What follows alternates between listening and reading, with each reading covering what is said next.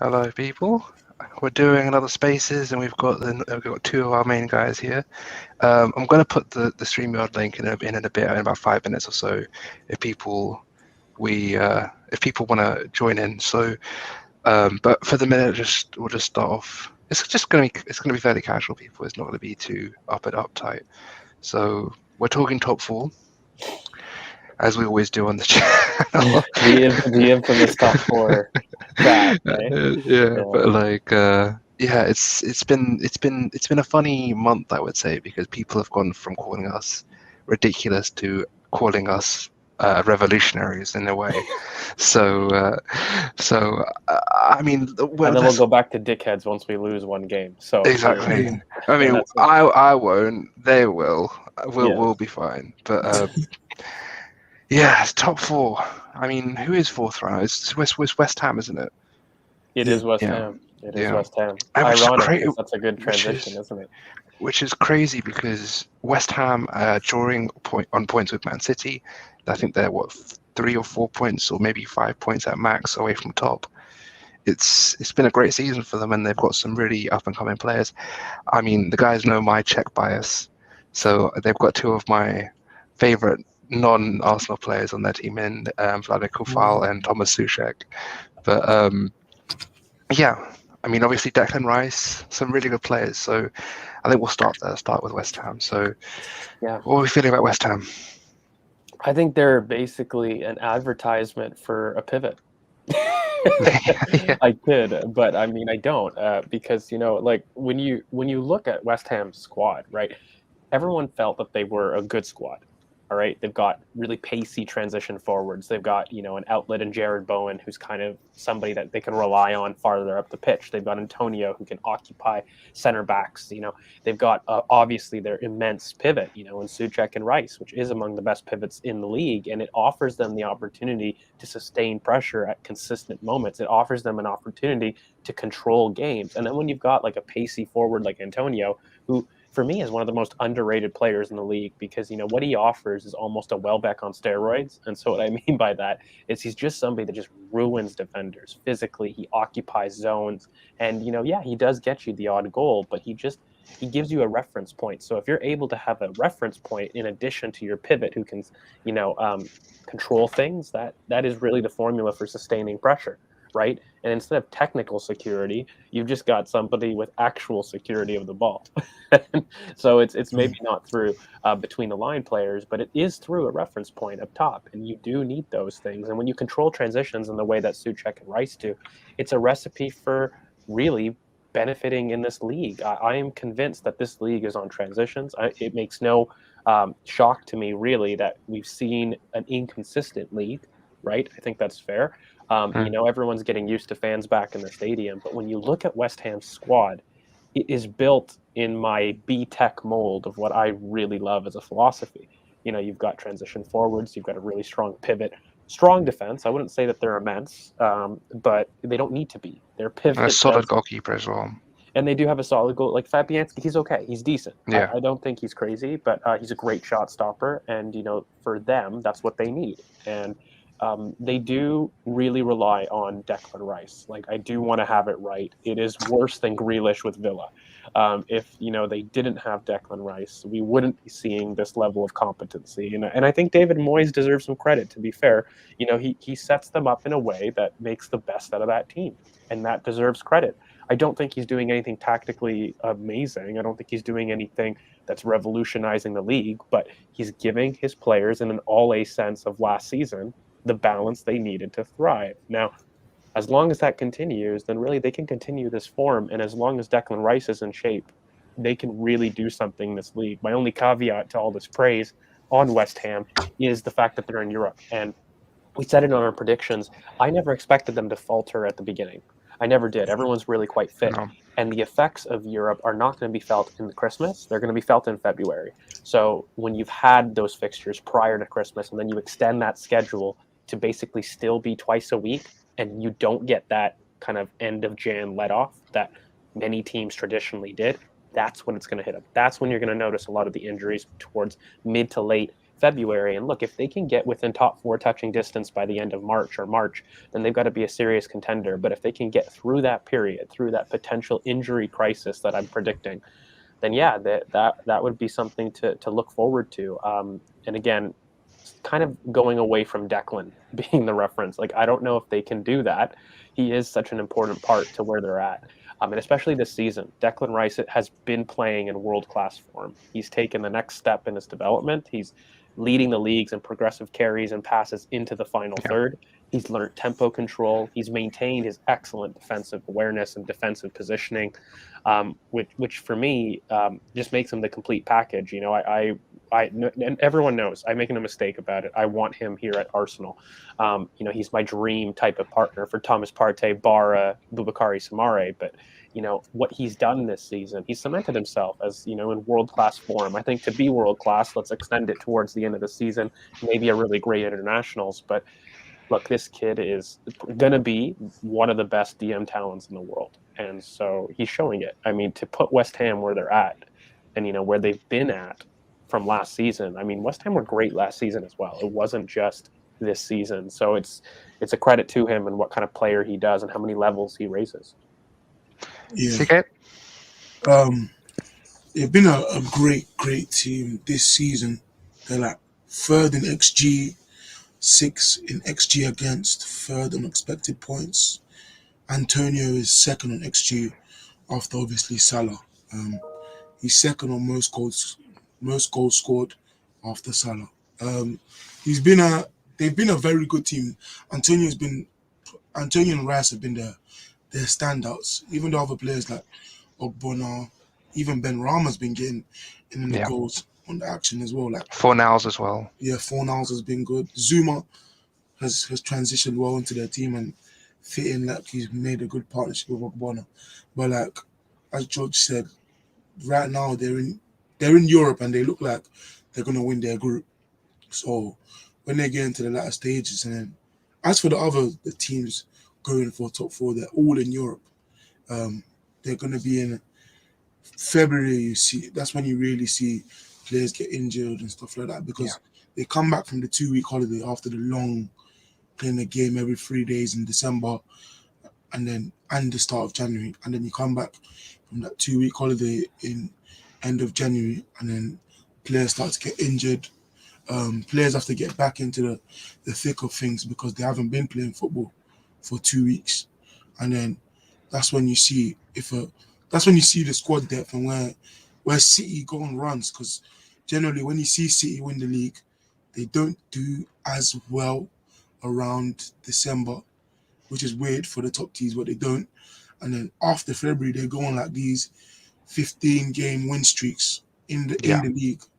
And like last season, they won every game from February to like the end of April.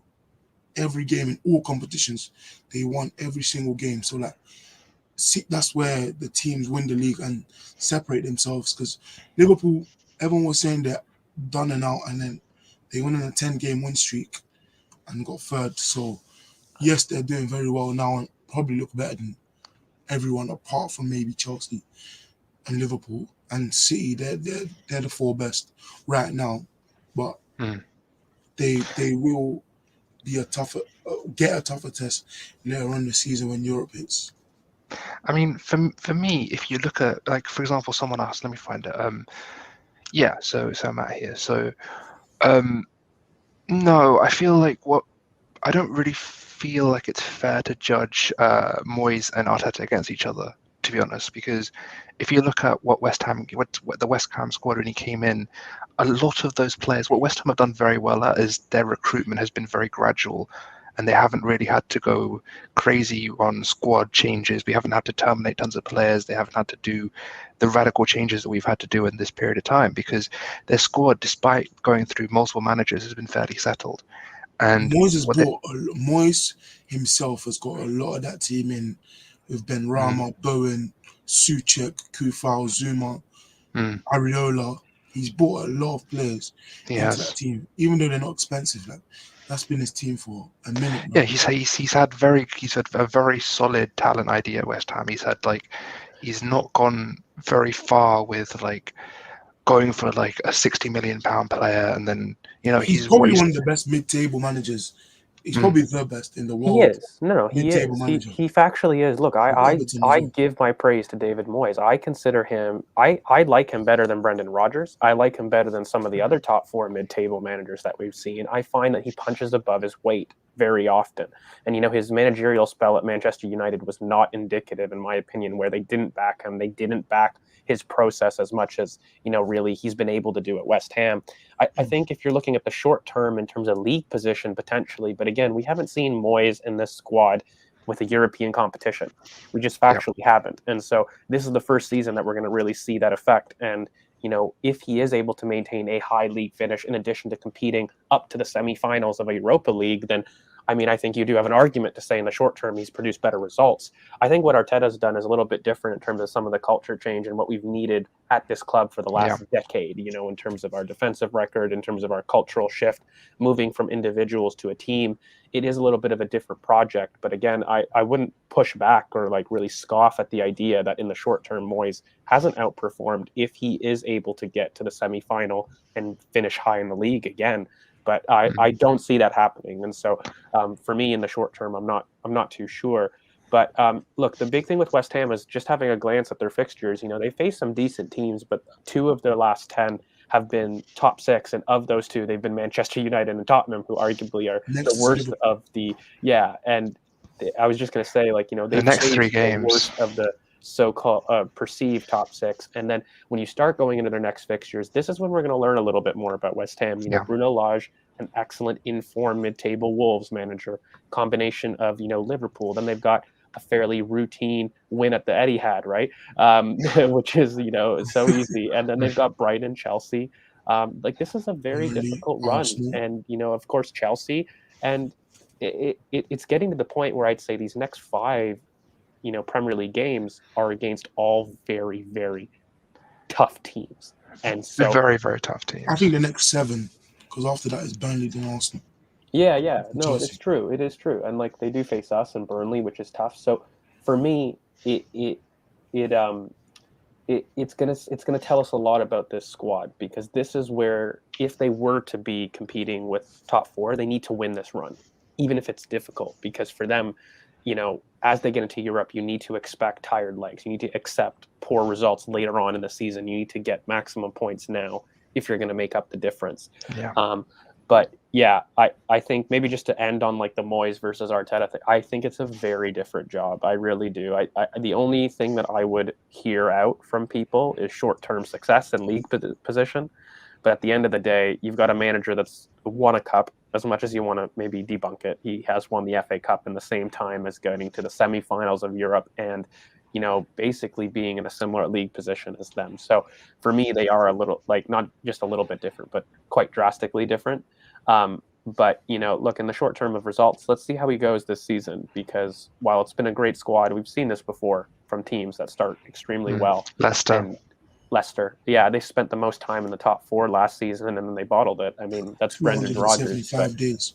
Yeah, and they spent the most out of any team, Chris. They were in the top 4 the longest than any other team. And yeah, they didn't make it. So I think for them, though, let's look at this next run, because what they have coming up is Liverpool, who themselves are in iffy form, but West Ham, that's going to be a big game for them. Bruno Lage, which for me is going to be the next of that mid-table challenge. I love him. I really do. Yeah, he's great. His 3-2-5 is very modern, very much a case of these positional play managers that we're seeing right now. And I just find it so funny that every time we have the general praise on the timeline from these managers, which they do, Graham Potter, Bruno Lage, and you look at our team, and I'm like, guys, we're playing very similar philosophies. Yeah. But we're praising the other one. Anyways, that's besides the point. But yeah.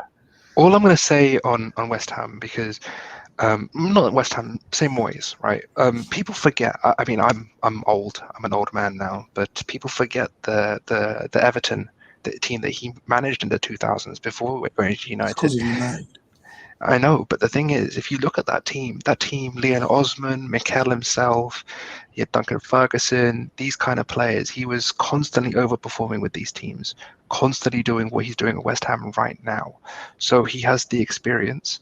I think he has the ability to really coach a team, but to take that team from a Europa League to Champions League contender to really cementing themselves in the Champions League and going for the honours, because I don't really think he's won many trophies as a manager. Maybe you can correct me, but I don't think David he has. Moyes?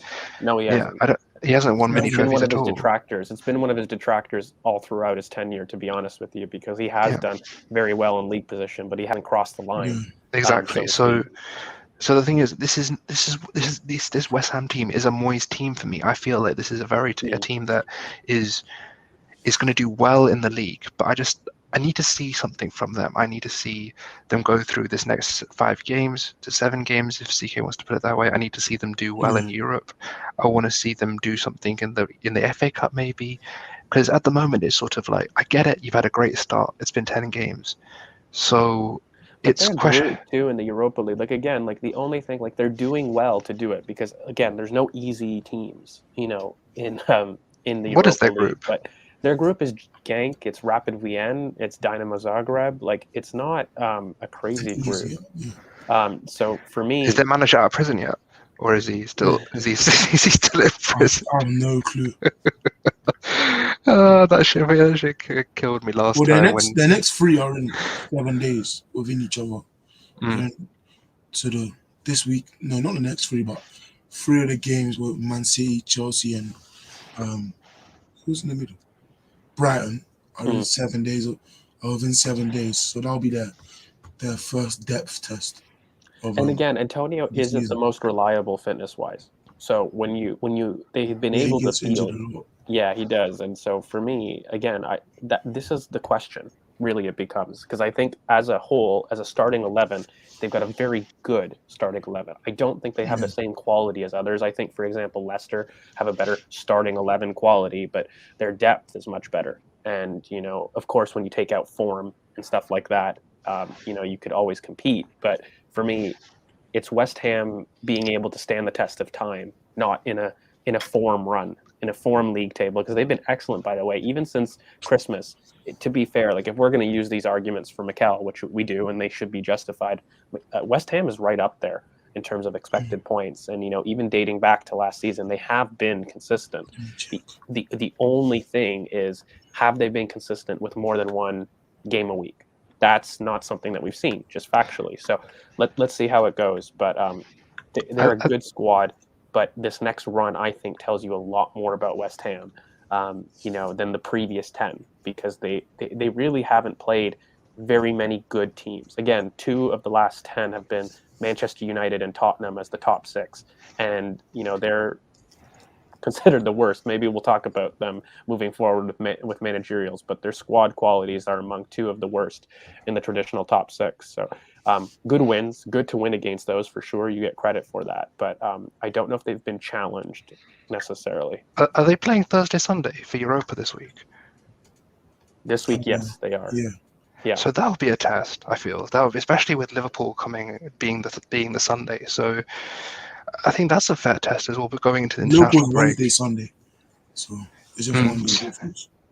Yeah, but still, if you're talking about West Ham, a team that hasn't really had that sort of Europa League then hard game in the league, to have to go through that test is going to be interesting to see. So, I mean, obviously Liverpool will have the same issue, but it's a new challenge for them, and I want to see how they cope with that challenge. Liverpool, to be fair, we should probably do another show regards to within the top 4, because Liverpool have their own challenges, particularly for me without a Fabinho, and then the way that they've moved in midfield to be a little bit more technical. They've made Salah a much more touchline winger than they have last season, and they've moved a little bit more towards the positional play of Manchester City in ideology. And I don't know. Again, I have a fear, but when you move away from your ethos like that, I always fear for you. And for me, Liverpool have been transition forwards in midfield, and that's just not them this season. Of course, they haven't had Fabinho, to be fair to them. And, Salah has been in immense form, but just this transition in midfield, I'm very intrigued to see how it does for them. Of course, they are still unbeaten, right, in the league, Liverpool? Yeah. They are Yes, still they unbeaten. Yes, they are still unbeaten. Exactly. So again, West Ham. Someone needs to end that. So- Mhm. I'll take that. I'll take that. But I kind of want it to be us. But that's a Of convo course. for another day. Of I'm course. saying we're gonna. It's not time to talk about Arsenal, but we're gonna be Liverpool. But Yeah. any other But you team? know what, in general, like where do you guys make them? So we've talked a lot about their team. I'll maybe go first. For me, I think we have to hold the horses for this next 5-game run. But for me, I see a big injury happening by February or even in the Christmas period, just because I don't think that you see the effect of Europe until February. Like you're not going to realize that impact until then. And so when you look at them, great starting 11. I think Declan Rice is extremely durable. He's like Xhaka. So I don't see that pivot along with Suchek is going to be very unmoved. I do fear for Antonio, and I do fear for basically their forward depth because they got Yarmolenko still, don't they, as a Yeah, they've bench got option. the only depth they've really got is Yarmolenko, and then Yeah. whoever doesn't start with Bowen, Fornals, and Benrahma. Exactly. And I think for me, Bowen and Benrahma are of a similar ilk in profile. Of course, different areas of the pitch, but they're of similar ilk in the sense that they're small, diminutive forwards that work on the transition. They like combo play, but they're not going to replicate your Antonio reference. And Yarmolenko won't either. So if you were to have Antonio out for any extended period of time, I think they would struggle to sustain pressure and they would struggle to play the way that they've been able to play. So yeah. He's their only real big position they lack depth. Well, Kufal never gets injured either, so it's right back. Right back, they don't really have depth. Slavic Zuma in genes. really good It's form, just right? Zuma and like Bon at the back have been in really Zuma, good form. Bonner, they're very informing. Zuma does get injured, to be fair. Yeah. He And does. Cresswell's just a steady Eddie, casual EPL Yeah, defender, stalwart, and and he gets injured himself as well, but he they've does. kind of got okay backup in Masuaku. But that's pretty I much just it. feel that their Europa League schedule with their Premier League schedule hasn't been difficult enough that they've made decisions. They've been able to, I wouldn't go as far as saying coasting in a sense, but I would say that they've been able to field their starting 11 both times and not feel the effects because the level of opposition hasn't warranted that stress. So for me, very, very difficult. Same with us, by the way. Like when we had the Europa League, we fielded youngsters and, B squad additions, and you can do yeah. that. And for them, it wasn't enough of a challenge that, I'd say, oh, it really took a toll on the team. So, yeah, it's going to be very interesting. Like I said, these next 5 games for me post the international break, where you've got Liverpool, Brighton, City. Who else they got? Who else did we say again? It was Newcastle, so they got Brighton, Liverpool on the weekend. Then you've got an yeah. international break. Then they got Wolves, Wolves, a Europa League City, game, City, yeah. Brighton, Chelsea, Burnley, and us. So that is 6 games of very difficult teams that if they can get out of those 6 games with, let's say, if they can get out of it with 15 or 13 points, they're in contention, 100%. But I would say anything less than 13 to 15 points, then you're struggling to basically prove your consistency, right? And you're on mute. I know Yeah. they're playing those kind of in and around it. Well, those kind of Except for above Burnley, game. but Burnley are always tough. Yeah, except for Burnley, but they're playing like the Brightons, the Liverpools, the City. They're playing literally every basic top 4 team, apart from United, in their next 7. So, Mm-hmm. so they're gonna see if they're gonna be in top 4, you have to beat those in challenging with you. Because that's So 18 points. So, like, what would you think? Say it was Arsenal and you had that fixtures. Like, for me, to maintain top 4 form, you need to have 13 to 15 points. Like, that's the range you need out of 18. yeah, you have to be at least.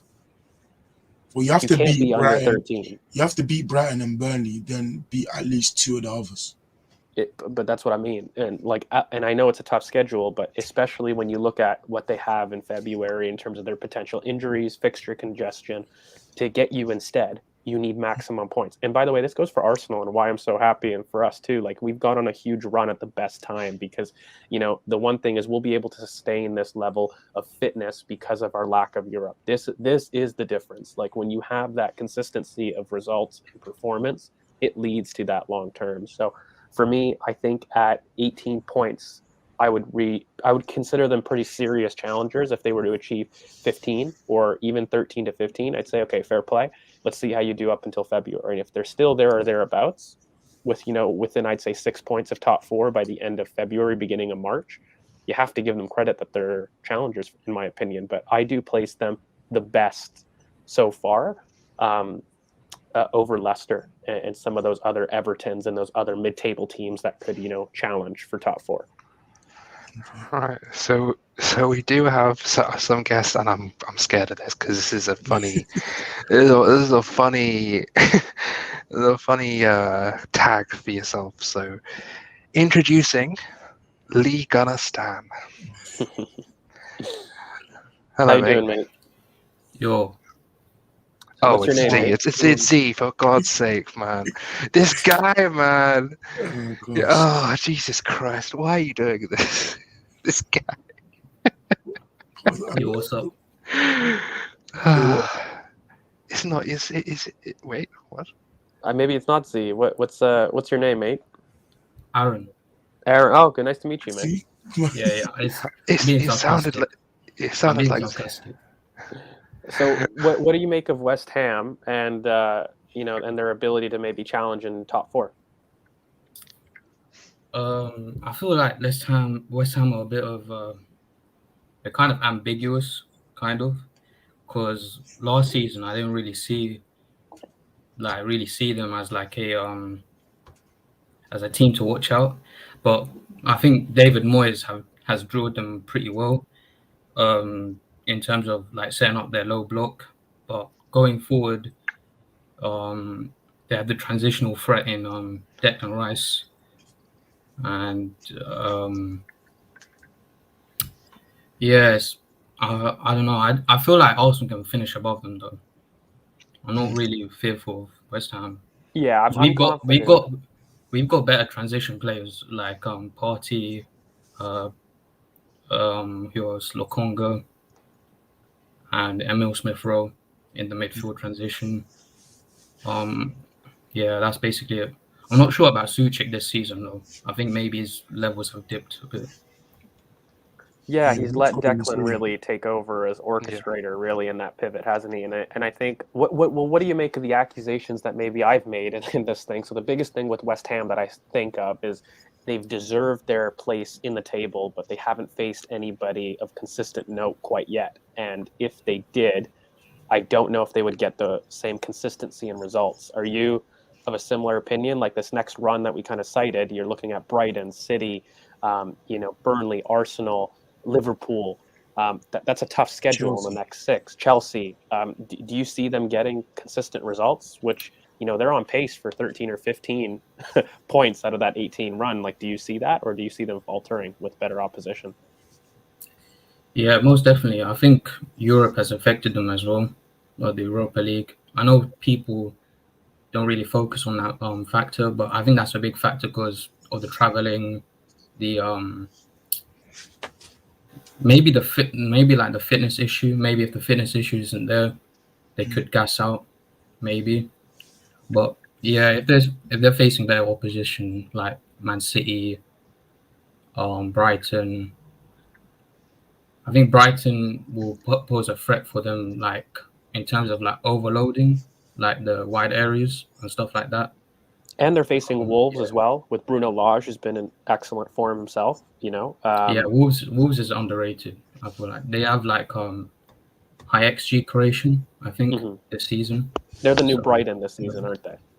Exciting, new manager with some good positional fundamentals and doing the XG wins. Yeah. They're 7th in XG, but they miss a lot of chances, man.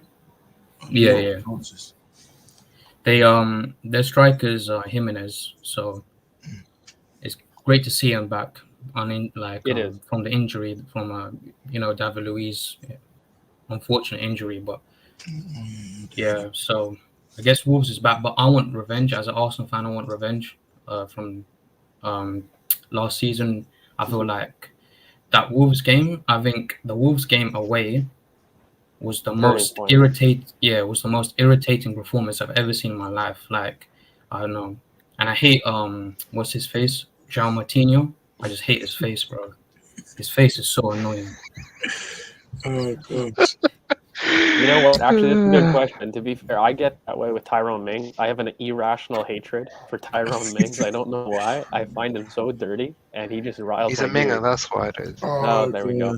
What about you two? Who's like your big agenda that's not on your team in the league? That's interesting. Aaron, you got another big agenda player outside of Martinho? Jamie Vardy. Vardy, yeah. Yeah, he looks like a racist to me. for me, it's probably Jorginho. For me, I can't. Yeah, he's annoying as well. Nah. Just Jesus Christ, he's so over. He's just like, I don't understand. Like, I understand why people have come on board this Jorginho train, but it's so irrational, the amount of overhype this guy has. It's ridiculous. Mine's Bruno. I don't think I could hate a man. Bruno.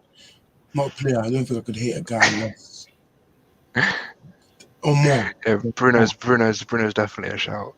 But maybe guys in the comments as well, before we transition to like our next team, and we'll get Aaron's thoughts on the next team that we want to discuss, put in your last questions that maybe you want answered about West Ham and their chances. Like, what do you guys think in the comments? Like, do you think they last that European run? Do they last this difficult run that's upcoming? They got a really good short-term fixture list kind of congestion. And then they've also got, in Europe by February, do they last, Because do you guys think that West Ham do anything in the January transfer window, which is, something that we'll talk about for all our top four contenders? Do you think they're likely to pick somebody up, Aaron, at all? Probably in the centre-back areas. I'm not really sure about OG. I don't know how to pronounce his name. Ogbonna, yeah. And who's the other centre-back they have? Zuma. Zuma. So, like, I don't know. I think in terms of playing up from the back, I know that's not really West Ham style, but in terms of like on the ball, like centre backs, they're not really like effective on the ball, if you know what I mean. Like OG Bono, I feel like he's not really technically like skilled, as per se. You can press him. Like, he can be a counter press trigger. Yeah, I feel like when Arsenal face are up against West Ham, I want us to target OG Bono as a pressing trap. I love that you call him OG. Yeah, whatever his name is. Ogbonna, OG Bono. I love it. I want to get. Would you guys take Ogbonna? You guys yourselves as like depth? He's off the ball. He's a very good defender. And he does. He's aggressive in the air.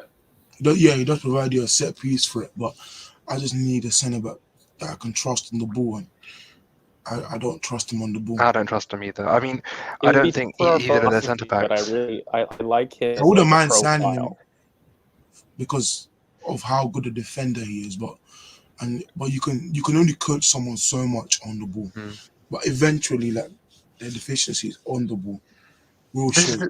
This is a good question. This is a good question, actually. So, well, David Moyes said more than 100 million. I think that's rubbish. Yeah. I actually think so. I think that the football economy comes back to normal next season. And what I mean by that is I don't think that there's going to be a COVID impact. So, for example, I think Jadon Sancho in a regular market goes for £100 million, but they were able to get him for 75. I think all in. I think with Declan Rice, everyone knows I love Declan Rice. I would love him at Arsenal, and I've bookmarked anywhere between 85 million to 100 million. I think he would go for probably 89 million pounds is probably the final one, or 100 million euros, because he is probably he's a midfielder that gives you service for the next 8 years. He's homegrown. He's one of the best DM talents in the world, in my opinion. And I just don't think that they'll crack the 100 million barrier, because I don't think he's done it for long enough. This isn't Harry Kane. He's not a striker. He's a DM that does lower your transfer value. Typically, attacking players go for the more flair prices, but I would say around £89 million. I think is a very fair valuation. How about Aaron? you guys?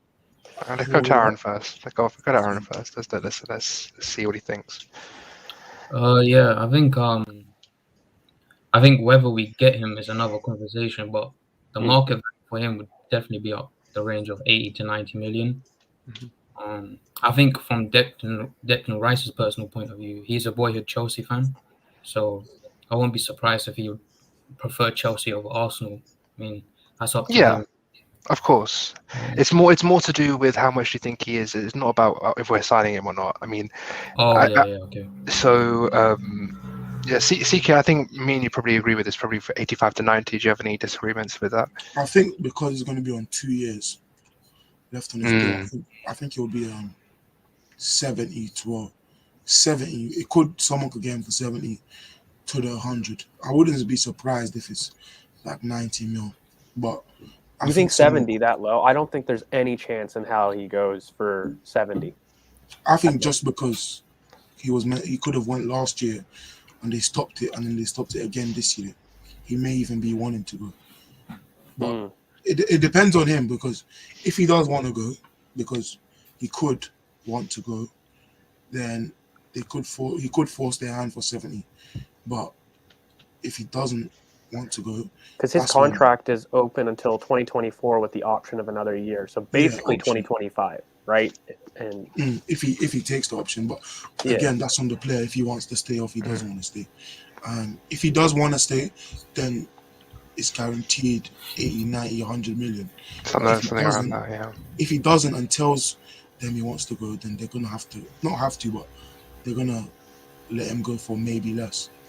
The only thing I would say also is, I mean, for West Ham in terms of their transfer, does anybody have an idea of their transfer record? I mean, I think one of the comments said, Maguire went for 80, but Leicester have a history of getting prime dollar for their players, like between Vardy, Mahrez. Like at the time, they got very good value for their players.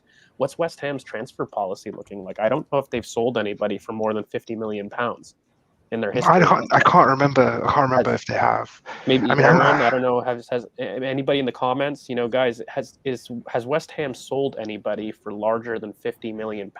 Because I do think that history plays a factor. But yeah, the biggest sale is Paye, right? For 30 mil. Yeah. Then Tevez, Rio, Arnautovic, Ayew. It's 30 mil is the highest. But 30 mil in Rio Ferdinand's day is probably like 80 mil now, but it's 30 mils. Yeah, exactly. And so I think for them, they have traditionally not sold have they? So who's going to pay that much? I mean, for a revolutionary midfield piece, tons of teams would pay for that.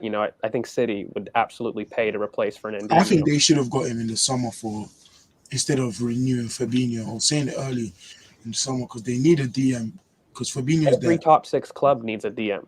Yeah, but Chelsea, Fabinho's United, I'm saying Fabinho, Spurs, if you consider them, Arsenal, City, maybe Liverpool is the only team that doesn't necessarily. They've got Fabinho. So and the thing is, even then, Rice can play box to box easily. So he is. He's got huge box to box. So this is the thing. Or Klopp will go back 4-2-3-1 and start. And if people really think that for an English DM, so you're getting a homegrown player, he is the guy for England in terms of a DM. Yeah. And having him homegrown as well. If you think he's not going to go for a premium, I'm sorry, I just disagree with you. So yeah, I mean, Aaron, do you have any final thoughts on West Ham or anything you want to say about the Arsenal or anything in general? Probably like I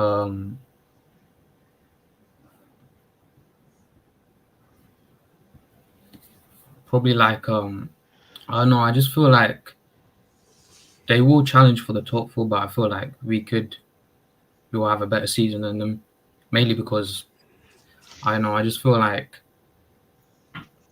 the strongest factor is that they're pretty well drilled in their like low block, and I feel like low block 4-4-2 low block is like way better than theirs.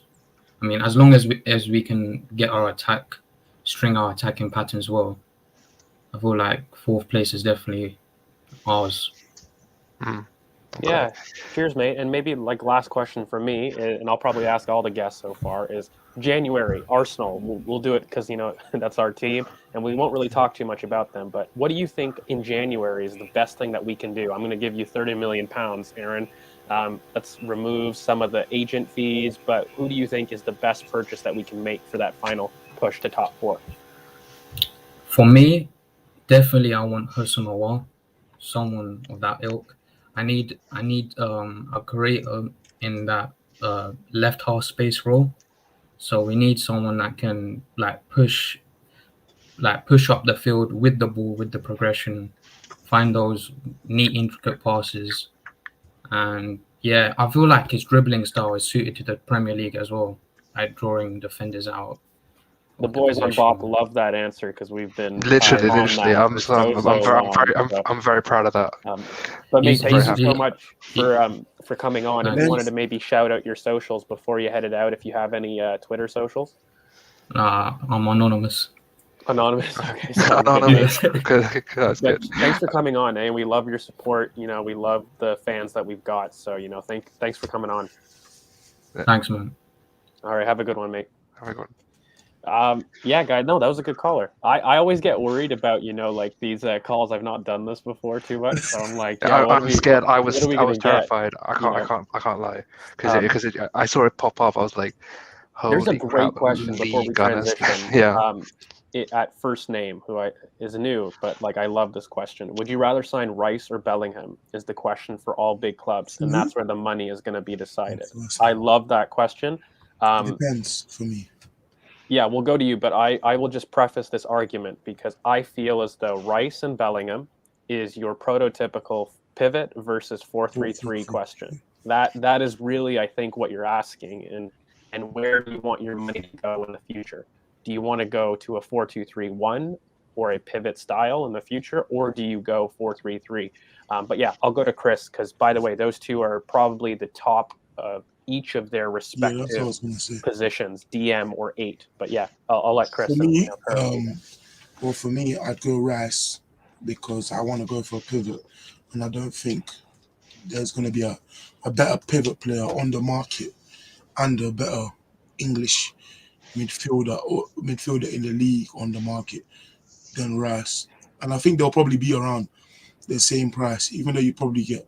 They're both the same price, mate. 100%, 80 to 100 million pounds. Yeah. I think Bellingham, if you go 4-3-3, Bellingham is the guy you go to, and then you put all your money into him, and then you build around him or build through him. But if you go pivot, you go Rice, just because I think there's no better anchor you could buy to partner party. Soumare is the guy I wanted last year, but I had less than that for 20 million. He's on a 4 or 5 year contract. Even though you could still buy him, it'll be a big premium. So Rice is the next best thing you could get. So for me, Rice. But if we're going 4-3-3, then Bellingham. Aaron, mate, you have any additions? So for me, the thing is, for me, I feel like if you're going to play in this league, if you're playing in the Premier League, as we said at the beginning, it's about transitions. And if you're looking for someone in your midfield to control transitions, you want to get Declan Rice in this situation. I mean, for me, especially if I look at Arsenal or I look at any top 6 teams, as we just said, it's about making sure that you can have someone that is technically secure enough off the ball, as in being able to track runners, and not evacuate your zone, making sure that you're disciplined in terms of making sure that you can understand where you need to be on the pitch at the right time. And I don't think there's anyone better in the Premier League right now, not world football, in the Premier League at this moment in time than Declan Rice at that. He's very disciplined. He knows where to be, and he knows when to make the smart runs, either off the ball or on the ball. In terms of progression, great. So for me, I would take Rice, but this is no slight on Jude. Jude is someone in the terms of if you needed a more of an hour type signing in terms of further up the pitch, you want a free 8, or you want someone to take the ball and progress it into that final third, you get Jude. So Yeah. I mean, I think, look, though, for me, again, if anybody hasn't seen our video, not to self-plug, but, we did a really good 4-2-3-1 versus 4-3-3 video. And I think those are fundamentals that are really, really good for people to understand about where big clubs might want to go positionally in the future. So what I mean by that is if you're going to do a 4-3-3, let's do a really quick summary. You've got your lone traditional pivot as well as your 2 eights, but depending on the side, one of your eights are going to overlap and have, your wingers come inside, or you're going to have, that fullback stay deep, and, you're going to need to do center overloads through your midfield as opposed to maybe your wingers. And what we do in a traditional pivot is your wingers come inside, but your fullbacks will bomb on, and they're responsible for the overload. So really, you're making a bet on, do I overload through my midfield or do I overload through my my fullbacks? And so that's going to be the big question between Rice and Jude. I've long said that this question for me is not just a philosophy thing, but it's how do you get the best out of Thomas Partey? And anybody that knows on this channel knows I do not view Thomas Partey as a lone 6. I never have. I've pushed back on it immensely. I see him as a conducting 8. And so to get the best out of Thomas Partey, and we haven't done this, by the way, supporting our superstars. We haven't done it for over a decade. And, he is ready now. He's a world class at what he does now. For me, Declan Rice, not just because I love that philosophy of a pivot, find it more defensively solid, but to get the best out of Thomas Partey, I think Declan Rice partners him much better. But again, I echo Curran's statement. Jude Bellingham is a world-class 8, going to be among the best 8s in the world. And if you want to go 4-3-3, there is no better one on the market than Jude. So, yeah. Yeah. I mean, we're going to, Theo, come in. We're going to start talking about Leicester now. So come in and we'll have you back. By the way, guys, we're not going to overcrowd this. But if you want to come on, just come in, have a watch of the stream, and we'll bring you in when it's appropriate. So don't worry about it. We see you. I see you in the backstage. So don't worry about it. I've got this. But for now, we've got Progression on from Twitter. We know someone we know quite well. So you're right, mate. How are you doing? I'm good, man. Can you guys hear me? Okay. Yeah. You're good. You're good. But yeah, so we're gonna move on to Leicester. Because, actually, wait, really quickly, Progression. What would you do? Like, what's your ideal thing, Bellingham or Rice? And do you agree it's more of a question of pivot versus a 3-man in like broadening that question a bit? Yeah, well, I am the one that asked the question in the chat before joining. Okay. I would choose Rice for us personally. It's just about the players that we already have. If we didn't have Partey or Thomas Partey or whatever, I would definitely be choosing Bellingham because he is a level raiser in terms of just the person that he is. You can see him controlling games against City in the Champions League, which something maybe Rice hasn't done yet. But just in terms of what we already have in midfield, I want to stay with the pivot. I know that me and you in the summer were shutting down pretty much everyone that said Partey has a 6, 2 free 8s. That doesn't work. He doesn't have enough ball retention to do that. And he's too risky with his passes. So we need someone like Rice. I think before whatever West Ham's last game was, I said that it would make more sense spending 80 to 100 on Rice than it does to spend 80 to 100 on a center forward this summer. Yeah. I would, because what it looks like is we're going to spend 30 to 40 on a center mid and spend, maybe 80 to 100 on I would switch those two around and maybe use Martinelli or someone else like that. I think a lot of it depends on Oba's form too, carrying throughout the season, and what we see from goals as well. It could change transfer plans, right? Like I have this weird thing on Twitter where I've always said we need to fix this midfield, and I think Aouar increases the goal tally from Oba if we were to get it, as well over the line, which he could explode further. Yeah, he is so good. When I joined the stream, I think I joined about maybe like 20 minutes, and you said, "How would you spend 30 million on, or this coming January? I would, if you gave us 30 million." Aouar doesn't have much left on his contract, and in the summer we were discussing about 30 million for him. Now 6 more months have passed. You would think that would maybe drop down to 20, 25. Me personally, like we need 2 center mids, especially with the rumors going around that AMN has 4 offers. He might leave. El Neni might go to Galatasaray. I would go make Curran very happy right now with your choice. Yeah, exactly. I would go for both Kamara and Aouar as my dream signings this January. Obviously, like everyone knows about Awar. Kamara's a little bit less known, but in like the last few months, everyone has been hyping him up as well, and deservedly so. I would go for both of them if possible. If we can get him in January, then we have to go for them in the summer, or at least Kamara for sure. That deal makes way too much sense for us not to do. Or So at least I'd on a be- pre-contract too, right, mate? Like, I mean, I Exactly. could understand, the club saying with Xhaka, Partey, and, leading to the end of the season, we want him, but why would we pay 6 months earlier? I Yeah. could see it. It would annoy me because I'm with you. I think a secondary midfield addition like solidifies our position as top 4 favorites. Actually, if we were to get those two, I would say we were favorites to get it. But yeah, I agree with those two choices. Everyone knows my feelings on Kamara, Yeah, and yeah. how much I love that boy. But he is a project, and Mhm. Kamara. The Yeah. one thing I will say is he ironically, for somebody having transitioned to the DM, is really really good on the ball, but Mhm. off the ball in midfield just needs a little bit more work in terms of his controlled aggression and when to do it. He's got excellent ability, but I think his center back training at the beginning has kind of hurt his ability to see the Agreed. pitch in Yeah. midfield. So like on the ball, he's very silky, very good. Like you can see the potential there. He doesn't make the greatest decisions, but I think off the ball, when to vacate, when not to, as like that lone 6, he needs a little bit of work positioning. But who better than Mikel? Like, isn't that our MO? Recruit Yeah. physically excellent profiles with some positioning tweaks, So that's great. Yeah, exactly. He just to answer this quickly, he's not a DLP. He's like I hate using this word, but he's more of a destroyer type. He's a technical destroyer. He's a technical destroyer. He's someone that is very. I've done. I've done plenty of what everyone knows my feelings on Kamara, but just quickly, he's someone that is very technically secure, very very silky on the half turn. Like he'll drift past players, very good on the 1-2. Very good in short spaces, and someone that has a very good tackling ratio. Like he'll win most of his duels. The one thing that George mentioned, and I've also mentioned, is I think he just needs time. He needs time to really adjust to whatever role he's put in.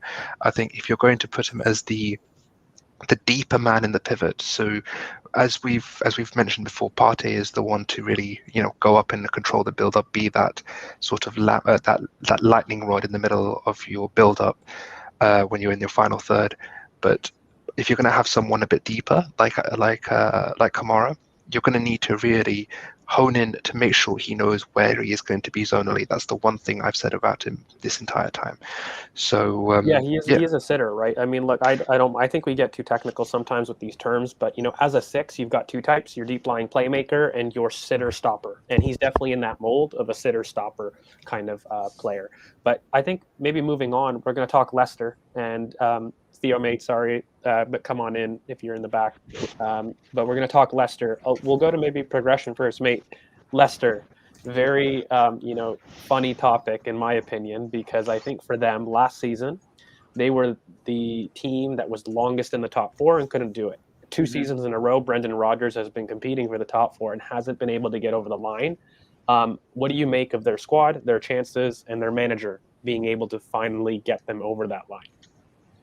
I think we all go about their recruitment and how they spend money, and it's really good with Daka, with Fofana, and stuff like that.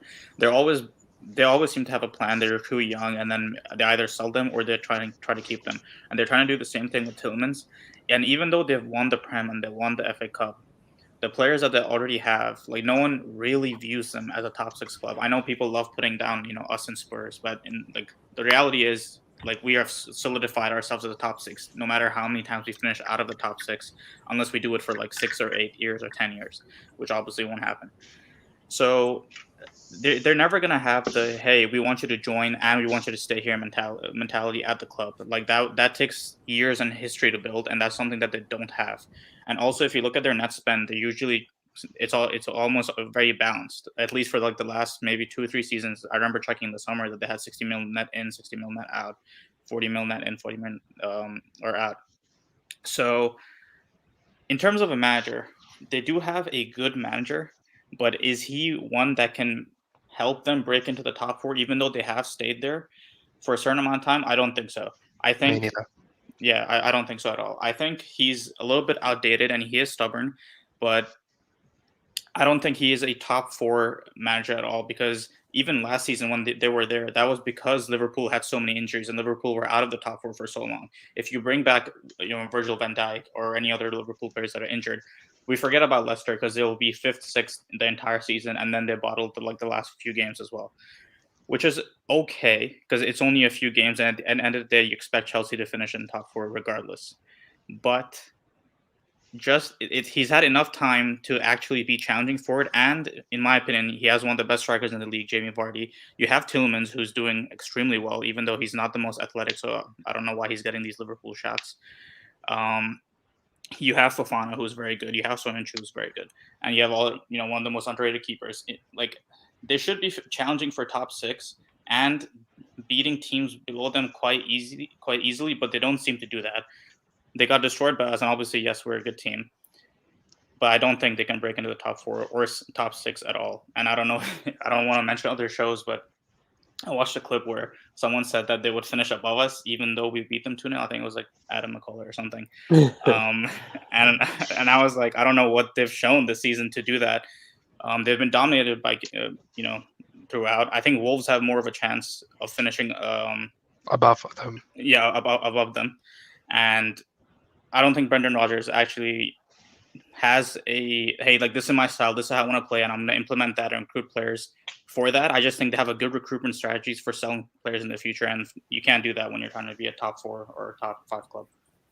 Absolutely, mate. And maybe just to answer Yo-Yo's question about the technical destroyers, I'll be really quick. Our guys get their opinions, but a technical destroyer, probably the prototype, is you're looking at Makelele. That's probably your prototype of that mold. If you're looking at like a DLP, I'd probably say Sergio Busquets is one of my favorites personally. But you've got your Pirlos, your Alonsos, like they're in that deep lying playmaker profile. But for me, a technical destroyer, Makelele is probably your prototype for that. But I'll give other examples like Silva, Gilberto. Yeah. Silva, Mascherano was one. Mm-hmm. SEN for Chelsea. There've been a couple great ones, but they're 4 big. Can be also for Mourinho, like 5 main examples of the profile. Even someone like Desai when he was at AC Milan is a perfect example of someone. Yeah, Desai moved in the middle when he did. Yeah. 1994. Yeah. But maybe we'll go to Theo first before the boys on the panel. Nice to have you on, mate. What do you make of Leicester, both their top 4 chances, their squad, and their manager? Like, can they do it? Yeah, good evening. Can you hear me? Yeah. You're a bit quiet, but I can hear you. Yeah. Concerning Leicester, I don't really see them as a team that will finish in the top 4. Brendan Rodgers is a good manager when it comes to building a squad, but it's like he has this thing of when the going gets tough. We've seen it in the last 2 seasons. When the going gets tough, his team normally regresses, and his European record is actually really poor if you actually look at it. So I don't really see him as a manager that can really break into that top 4. So for this season, I see them as finishing maybe 7th, 8th, most likely. Yeah, I mean, maybe I'll go to the other. I'll let the other boys because I've talked a lot about that. Chris, we'll go for, or Curran, you want to go, mate? Like, what do you make of Leicester? I've got reservations. I'm going to preemptively say that nicely. Yeah, I mean, the issues with Leicester is Brendan Rodgers. His entire career, he's always had teams that have started brightly and then fallen off, or going back to Liverpool when he had SAS. Then both his years at Liverpool, at Leicester now, he's always had teams that have started very well and then drifted off, whether it's to do with injuries or due to form. And I think all 3 of us have the same opinion on why that is, and it's because of his training methods. He's someone that trains his team, and they're drilled very well at the beginning of the season, and then as time goes on, they pick up injuries. You look at Maddison last year as a key one, as an example. So you have people that you are really looking at to see, okay, can they actually maintain the form? And you look at some of the signings they've made: Boubakary Samari, Patson Daka. Like, these are players. They follow my account. I am convinced that they troll through my account between Bertrand, I said Vestergaard would be not a bad choice. They've Yeah. got Samare. Like I'm convinced someone from Leicester follows my account.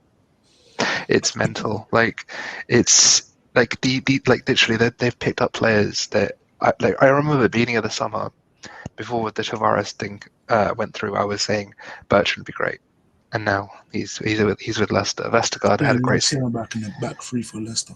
That's mad. It's so But it's for Leicester, I think they've got good players, very good players actually. They've got the ability to play a couple different systems. I think they've got too many good strikers to not play a 4-4-2, especially having one of the best pivot players in the world in Soumare. But having a Soumare, and right now with Soumare, Tielemans pivot, and at times building in a 3-1-6, and Soumare dictating the progression, has worked for him, but he's made a lot of the matches transition games, and he's conceded 14 in the last 6 in all competitions, including our game. So he's conceding 2 or 3 goals every single game, and that just isn't sustainable.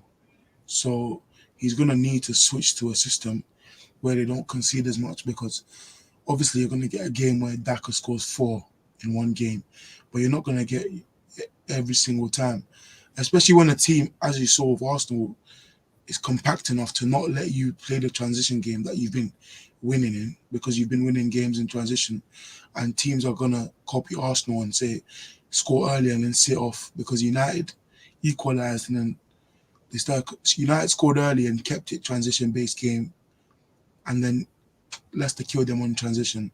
So if they do keep this up, this 3-5-2 lack of transition, I think he won't get top 4 regardless, but will get further away than he could if they keep playing like this.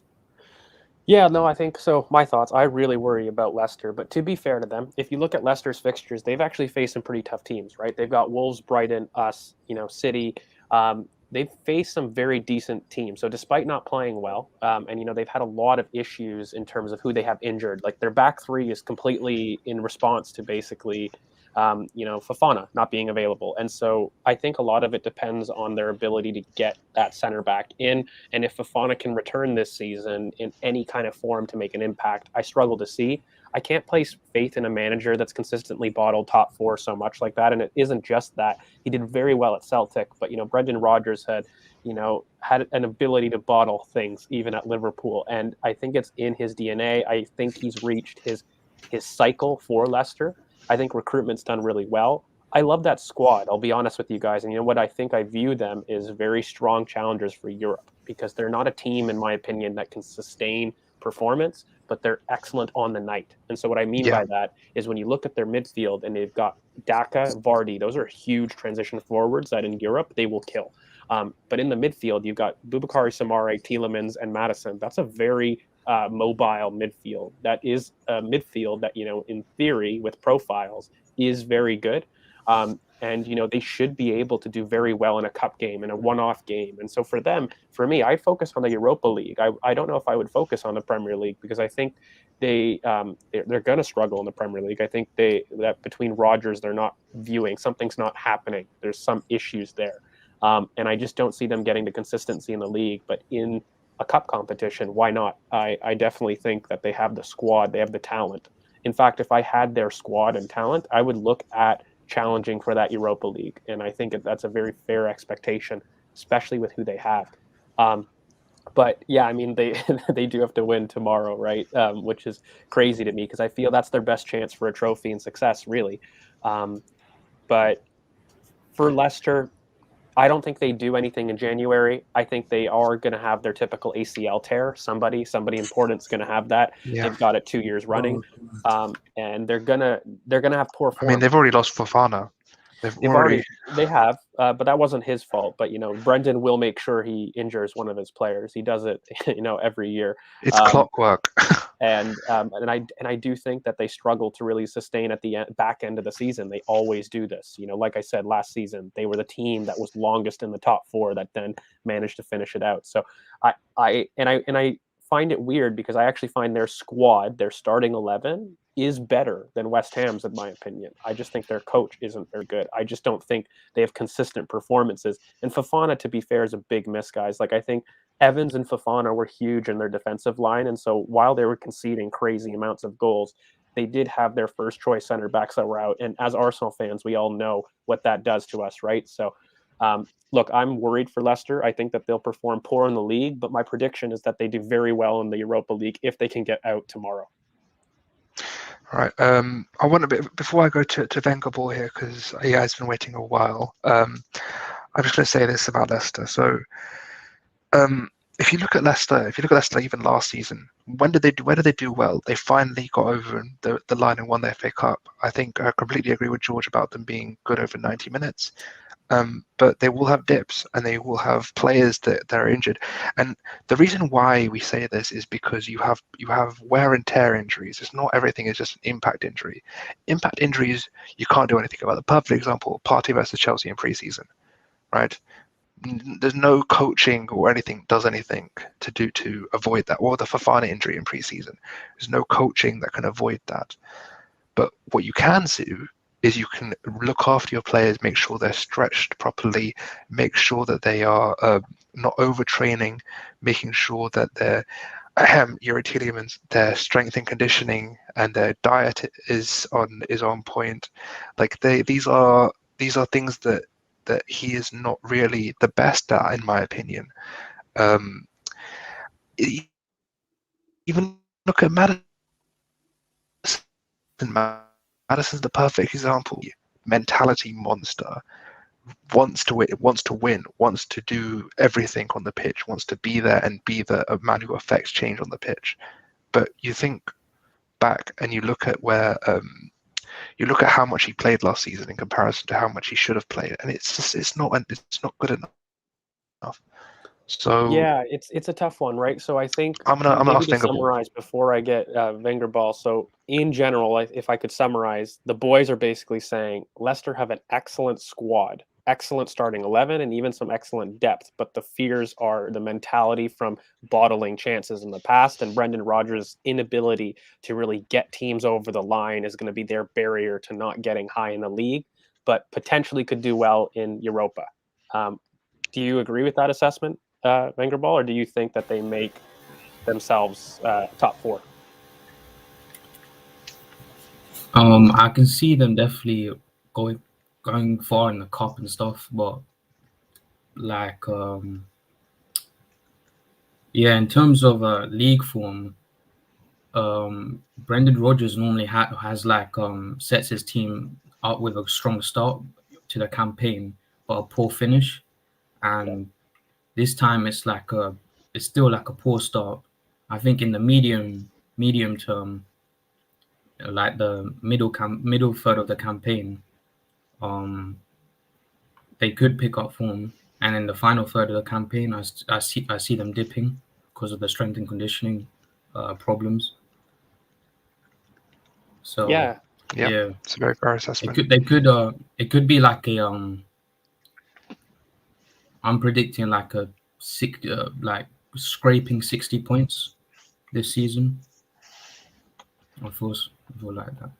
I think Vardy's ran back some of the performances, right? And Daka, for me, as a striker, I really, really liked. I think he was in a similar mold. But maybe the one thing I'll ask to the new boys, just because they weren't on here when we were talking about the Hammers, what do you guys think of West Ham's ability to get top four? Maybe we'll start with Wenger Ball and we'll just go down the line for Theo and then progression. But we'll start with you, Wenger Ball. West Ham, do you make them stronger challenges than Leicester? I think definitely. I feel like not necessarily better like player for player in positions, but they've just got a system that works well, which is refined. And I think David Moyes is really like how do I say it? Like he knows how to sustain a project, unlike Brendan Rodgers. Yeah, no, I hear that. I completely agree. I think mentality is very different between those two managers. But Yeah, I'll go over to Theo, mate. What do you make of basically West Ham's chances in comparison to Leicester? I don't really see much difference, to be honest. It's like West Ham are the new Leicester of 2 seasons ago. Because when Leicester first came up with Brendan Rodgers, they were in the top four for a long period of time. People were hyping them up. I feel like that's the same mistake we're making with West Ham, because if we remember last season, they were actually in the top four for a little while, then they dropped off by the end of the season. I don't think they have the squad depth, just like Leicester, although Leicester has more talent. But West Ham generally, I don't think they have the squad depth to say that they're competing for that top four. So I don't really see much difference between them and Leicester. I hear that. I mean, if anybody was in our space earlier, I mean, we kind of basically said they're Mikel Antonio injury away, and there's no one in their squad that can replicate that profile, right? Like they've got Yarmolenko, Ben Rama, and Bowen, but they can't offer the same security at the front that, Mikel Antonio brings. And so any kind of injury there is very, very difficult. I think Leicester have a much better squad, but I actually agree with, Vengerball that I believe that Moyes is the better manager and system for them. I just think that, Brendan has bottled things so often that it's very difficult to place your faith in that squad, even if it's probably better on paper and it has more depth. But again, West Ham have a big question mark because of their upcoming short-term fixtures, but then the effect of Europe that we highlighted kind of in February. But yeah, thanks, mate, for your insights, and we'll finally go to progression. What do you make Leicester versus West Ham? Who's more of a threat, so to speak? Honestly, I think West Ham are so far ahead of them. They have Moyes. He plays way more sustainable football. It seems like the players have definitely bought into the project, and it doesn't help that for the last 2.5 years they've played the same formation, and while just adding like a few more players for balancing, like Fornals, like Vlasic as depth in their front three after losing Lingard. Obviously, the main issue is that Antonio injury, and if they can get maybe like a Luka Jovic on loan, just as a backup option, that would maybe cover that a little bit, slightly. But in terms of getting top four, what you need to do is have a manager that has a philosophy that the players buy into. Obviously, your squad needs to stay fit because West Ham are also in Europe and they play a lot of different games. It's maybe better for them if they get knocked out. Which I don't know. I mean, I'm not a West Ham fan, so I don't know which one they would prefer. But they can easily finish, I think, top five or six. Anything below six now would, I think, be pretty bad for them. They can challenge us for top four just because they have Rice, they have Souček, and they have goals from everywhere in that squad. Even though Antonio is the main person, that is, one of the toughest challenges for a center back that you can get. Then they recruited Zuma. They have Areola and Fabianski. I think Areola should be starting. Well, Ariola's not a serious person. Let's be real. He's just not a serious person in terms of actually playing games. He has so much ability, but he's just not a serious person. He never has been. Sorry, continue progression. That is what it seems like. They have Cresswell and they have Kufal, who are very adept fullbacks, and their starting 11. Even though there's more star quality in Leicester starting 11 with Soumare, Madison, Vardy, Soyuncu at a time, and obviously Fofana was there. I just don't believe in Brendan Rodgers enough, and I don't think that his own players do. And also, yes, injuries have screwed him over, like with the Justin injury with Fofana. So they're changing systems from sometimes a 4-3-3 to a 4-2-3-1 to a 5 at the back, which doesn't help the players either. Like as players, they need hey, we play this style of football. This is what we're going to keep doing, and this is who we are. There's no sign of that with Leicester. They're changing things. They're either forced into changing them or they're forced due to Brendan's lack of ability as a manager. Whereas Moyes is so far ahead of him, and I think that alone just carries.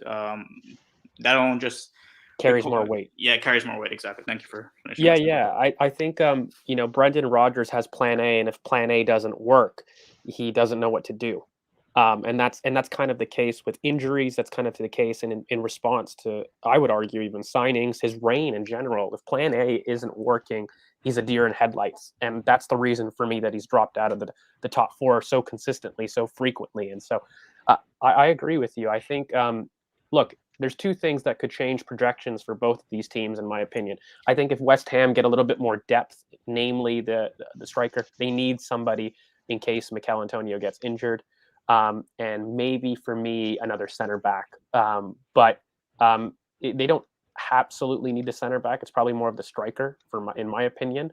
But I think Leicester need another manager. I do. I think if they were to ruthlessly sack Brendan Rodgers, they have enough. Hopefully, they're still in Europa, but they have a chance in that competition to do something because they are, for me, a cup team with their starting 11. I think they've done too much damage at this point with the league, and again, they're only 3 points behind us, so it's not catastrophic. It's just I feel that squad needs a new voice in the dressing room. They need a new manager to really take them elsewhere. But yeah, guys, maybe in the comments, thank you everybody for coming in, Vangerball, Theo, and Progression. Maybe do some last questions for the boys in the panel here about Leicester. Keep it a little bit more Leicester focused. If you have any last minute questions, but Curran, CK, you guys got some opinions on Leicester versus West Ham while we wait for those questions? CK, you go.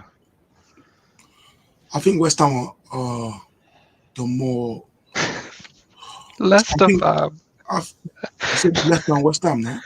Was it Leicester, West Ham? Yeah, Was it West Leicester Ham as well? Ham. Yeah. Oh, sorry. That's my bad.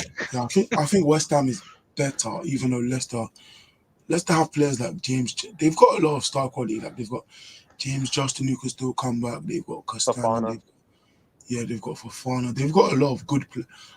At their best, that is a top 5 team in the league, probably. At their best, top 5 team in the league. But when their best gets found out, the adaptation of the manager gets called in question. And now it's become a sort of Liverpool 17-18 where it's become we have to outscore you, and it's only sustainable to a certain amount. And Liverpool had the luxury that year that all the other teams were in Europe and went far, so they got top 4 by winning when the other teams lost, but they only won big and lost small margins because they couldn't win games. But as I said, it's not sustainable to keep conceding 2 goals every single week, because there's going to be weeks where you don't get the third. So I think even though Leicester have the better names right now, the system of West Ham is more consistent, even though it relies more on certain players. But yeah, while Leicester are and do have the capabilities of getting top 4, I don't think they will. I think 6th is where they'll probably finish. Or 7th, actually. 6th or 7th. Because it looks like James Justin will be back after the next international break. Maybe he pushes for a game coming up, but he'll be back into the fold as of the next international break. Very good fullback depth. Yes. Yeah, he is very good. Just to add one more thing. I think George hit the nail on the head perfectly, where we were like, the 2 things that might change their fortunes is we're talking about a signing for Leicester, like a backup striker. And then we're talking about a change of manager. For West Ham, and we're talking about change of manager for Leicester. And that alone should answer the question of who has the better chances for top 4. I'm just going to quickly just take this. No, man. No. Look, you have Samari and Yuri. I'm sorry, it's just not. Nah. I like Ndidi, but the fact is he is a defensive monster that cannot progress the ball. And if you have Yuri in your team, who are you going to take out? You're going to take out Yuri for Samari. I mean, you could do it because Samari is just that good. He's a progression monster. But Samari has to start and will start because of the progression. And Ndidi won't give it. Samari is now controlling their progression and allowing them to do 3-1-6 to try and score them goals, and that's why they are getting caught in transition, because it's so unsustainable. Pivot player, but Ndidi would kill their progression. Yeah, because what happens really quickly with it, we highlighted on our preview with Leicester when we analyzed them, but look, Samari basically hides Soyuncu's inability to progress the ball and stops him becoming a pressing trigger, and it basically forces them a lot of play towards their left, but they look for basically the Yuri or the Iheanacho out ball on the right, and that is what we exploited ruthlessly, I might add, because we man-marked Madison and Samari into our game, and basically Oba would be found by Ramsdale or Tavares time and time again in that right half space because Yuri can't defend backwards. So that was really great for us. But that's where the space is for them, and I don't think Ndidi solves that. By the way, No. so that's really the issue, and then they can't progress the ball. In addition to that, so he doesn't solve the lack of space on the right, but also he can't progress. So it'll be very interesting if he really does continue. But yeah, I hope he does, bro. I hope he does. In terms of this, just quickly, just in terms of this, if you take out Maddison in this team, you're taking out the person that runs your second to third action. So your build up to creating an opportunity to create a shot on target. So when I say final action, I mean the shot or the ability to actually create a shot. So shot creating actions or shots themselves. If you take out Maddison, sorry to cut you off, but yeah, I think they should have let him go, and then they should have let him go. And then 4-4-2, just because he's here, you have to play him, and you can't the whole season drop him like you did at the end of last season. Like you have to. Well, the recruitment said it, didn't it, Chris? Like, I mean, look, I'm one of those people on Twitter that has been hanging on that a return to 4-4-2 is on the cards in the future of these teams. 4-4-2 is what's going to combat a lot of the positional play that you're going to see from the biggest teams. And I think Leicester's recruitment screamed 4-4-2, right? Bertrand, extra Vestergaard, Samare, another striker, and Daka. You know, they wanted to go with twin strikers, and like I don't blame them with their squad makeup. When you basically got Samare and Ndidi, that's a very strong pivot play for a 4-4-2. But Maddison, I agree with you, Chris. Like it doesn't make sense for their squad why they kept him, and now that you do keep him, you're in a pickle. And you know, you're basically in a similar pickle to what we had when we first got Aubameyang and Lacazette, where it didn't make sense recruitment-wise to do those decisions, but we had to play them. And you know, it worked for a little bit, but it was ultimately to the failure of the squad because it clashed personalities. So I think they need to make a very smart decision and quick. But maybe I'll pose this to the rest of the panel because there's a little bit of questions before we move on to our next team. But Yo-Yo asks, which club do you guys think United will stupidly give Van de Beek too? Maybe I'll start with the new guys first. We'll start with progression and then we'll go down the line. Mate, what do you think?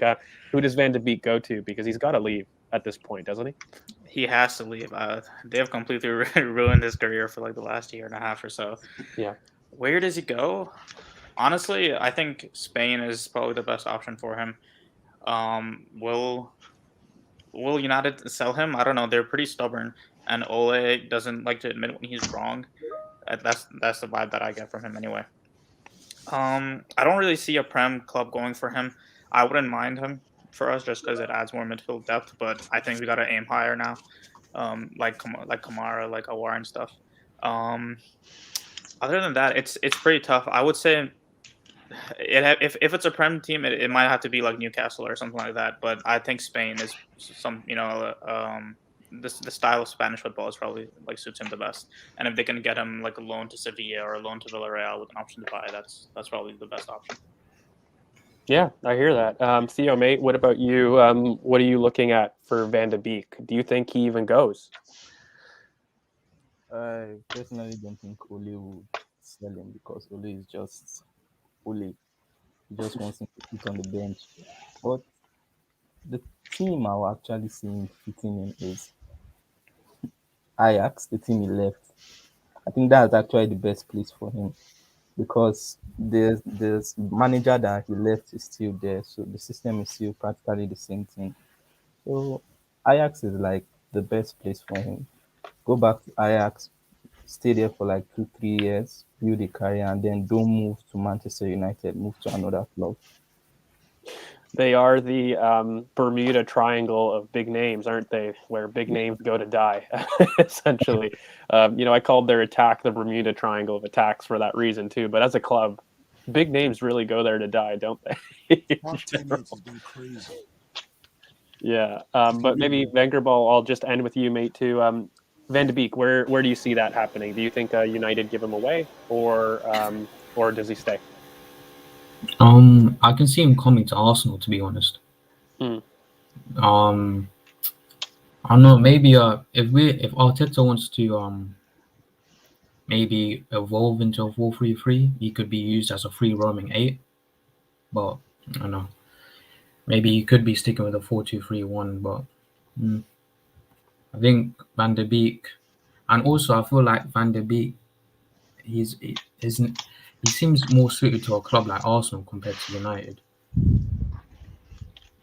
Yeah, no, I completely agree. He's a close combination player, type of 10 that, thrives on off the ball. He will give you an overlapping option, by the way. So if he is in the 10, his kind of dichotomy from an Odegaard in that position is Odegaard is very specific about going out to in. He's not able to go in to out. And what Van de Beek would offer you is that overlap option to push our right wing inside. So if we couldn't get a War, I think it would be beautiful, but Manchester United would never allow that for us. So, I don't think it would ever happen. Van de Beek's girlfriend is Dennis Bergkamp's daughter, so never say never. No, but United wouldn't allow it. He wouldn't mind it, I don't think. Dennis Bergkamp will persuade Van de Beek to come to Arsenal. Trust me. Yeah, he'll take it to Woodward, right? We've got a backdoor channel there. But for me, yeah, go ahead, Aaron. For me, if he's staying in the Prem, I agree with Stu MC. Spurs would be a good place for him, just because the what's his name? Conte loves the right hand overlap, the right hand side overlap, and there's not many better players they could get to replicate that or replicate the Barella than Van de Beek. Van de Beek, yeah. Spurs would be good solve the twin like Son and Kane, because look, Conte will play those two together in a partnership, right? But he just doesn't have that 10 to make it work. So I can see that. And he's got great combination play, which will help Kane, because sometimes he gets lost by himself and then loses the ball. So I think Spurs will be good for him. Obviously Arsenal, because whoever plays in the 10 drifts towards the right hand side, and combination play we use very well. So Arsenal is a good shout for him. That is a no-go, not happening at all. Obviously, outside of the Prem, Spain would be good for him. He was meant to go to Real Madrid, but they couldn't sell anyone to buy him, and Man United paid the same fee that Real Madrid were going to. So he is meant to be a Madrid player right now, but I think for the most part, though, Chris, like the tough thing is he's definitely not leaving from a feasibility. Like, I know we have teams that we like in the Premier League that he would go, but United said no to Everton as they considered them. So I think for that's me, who I think I should go to. Is like Everton would be a good choice, and like they would want him still because they pursued him in the summer. But for me, just the fact that United, even at the beginning of the summer, felt threatened, let alone now as a wounded animal, worrying about top four. I think for them, they would only consider opportunities outside of the league. And actually, one team that I could ironically see him really going to is Villarreal with Emery, who now said he's not going to Newcastle. Yeah, no, that he would do very well. And he would be his Banega type of person where in theory he loves that type of 10 really, and so I think he would succeed very well at Villarreal, and that could be an opportunity for him to build his career in the Europa League with a manager that has pedigree soon, though, because he started 4 league games since he joined United. 4, 2 of them are in the pivot, and one in the 10, and one of the left centre mid. So he really does need to leave. Like, he's played 4 league minutes this season. I'm just going to say this because I do think that Everton would be a very good option for him, because if you look at how he used to play with Dusan Tadic, they used to overlap and try to find him on the overlap, and with the cutbacks, etc. You have a striker in Dominic Calvert-Lewin who can actually just lay it off to him, and that overlap could be money. I'm telling you right now, if Rafa goes for him again and they accept, he would thrive there.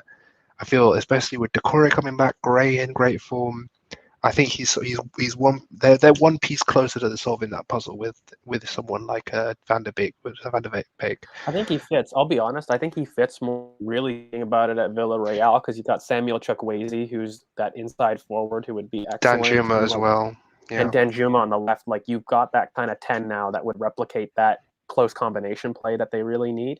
But again, I just think United, if they didn't give him, Everton at the beginning of the season, they sure as hell won't do it in January, especially now, them struggling. But maybe we'll do some last minute questions before we move on to our next team.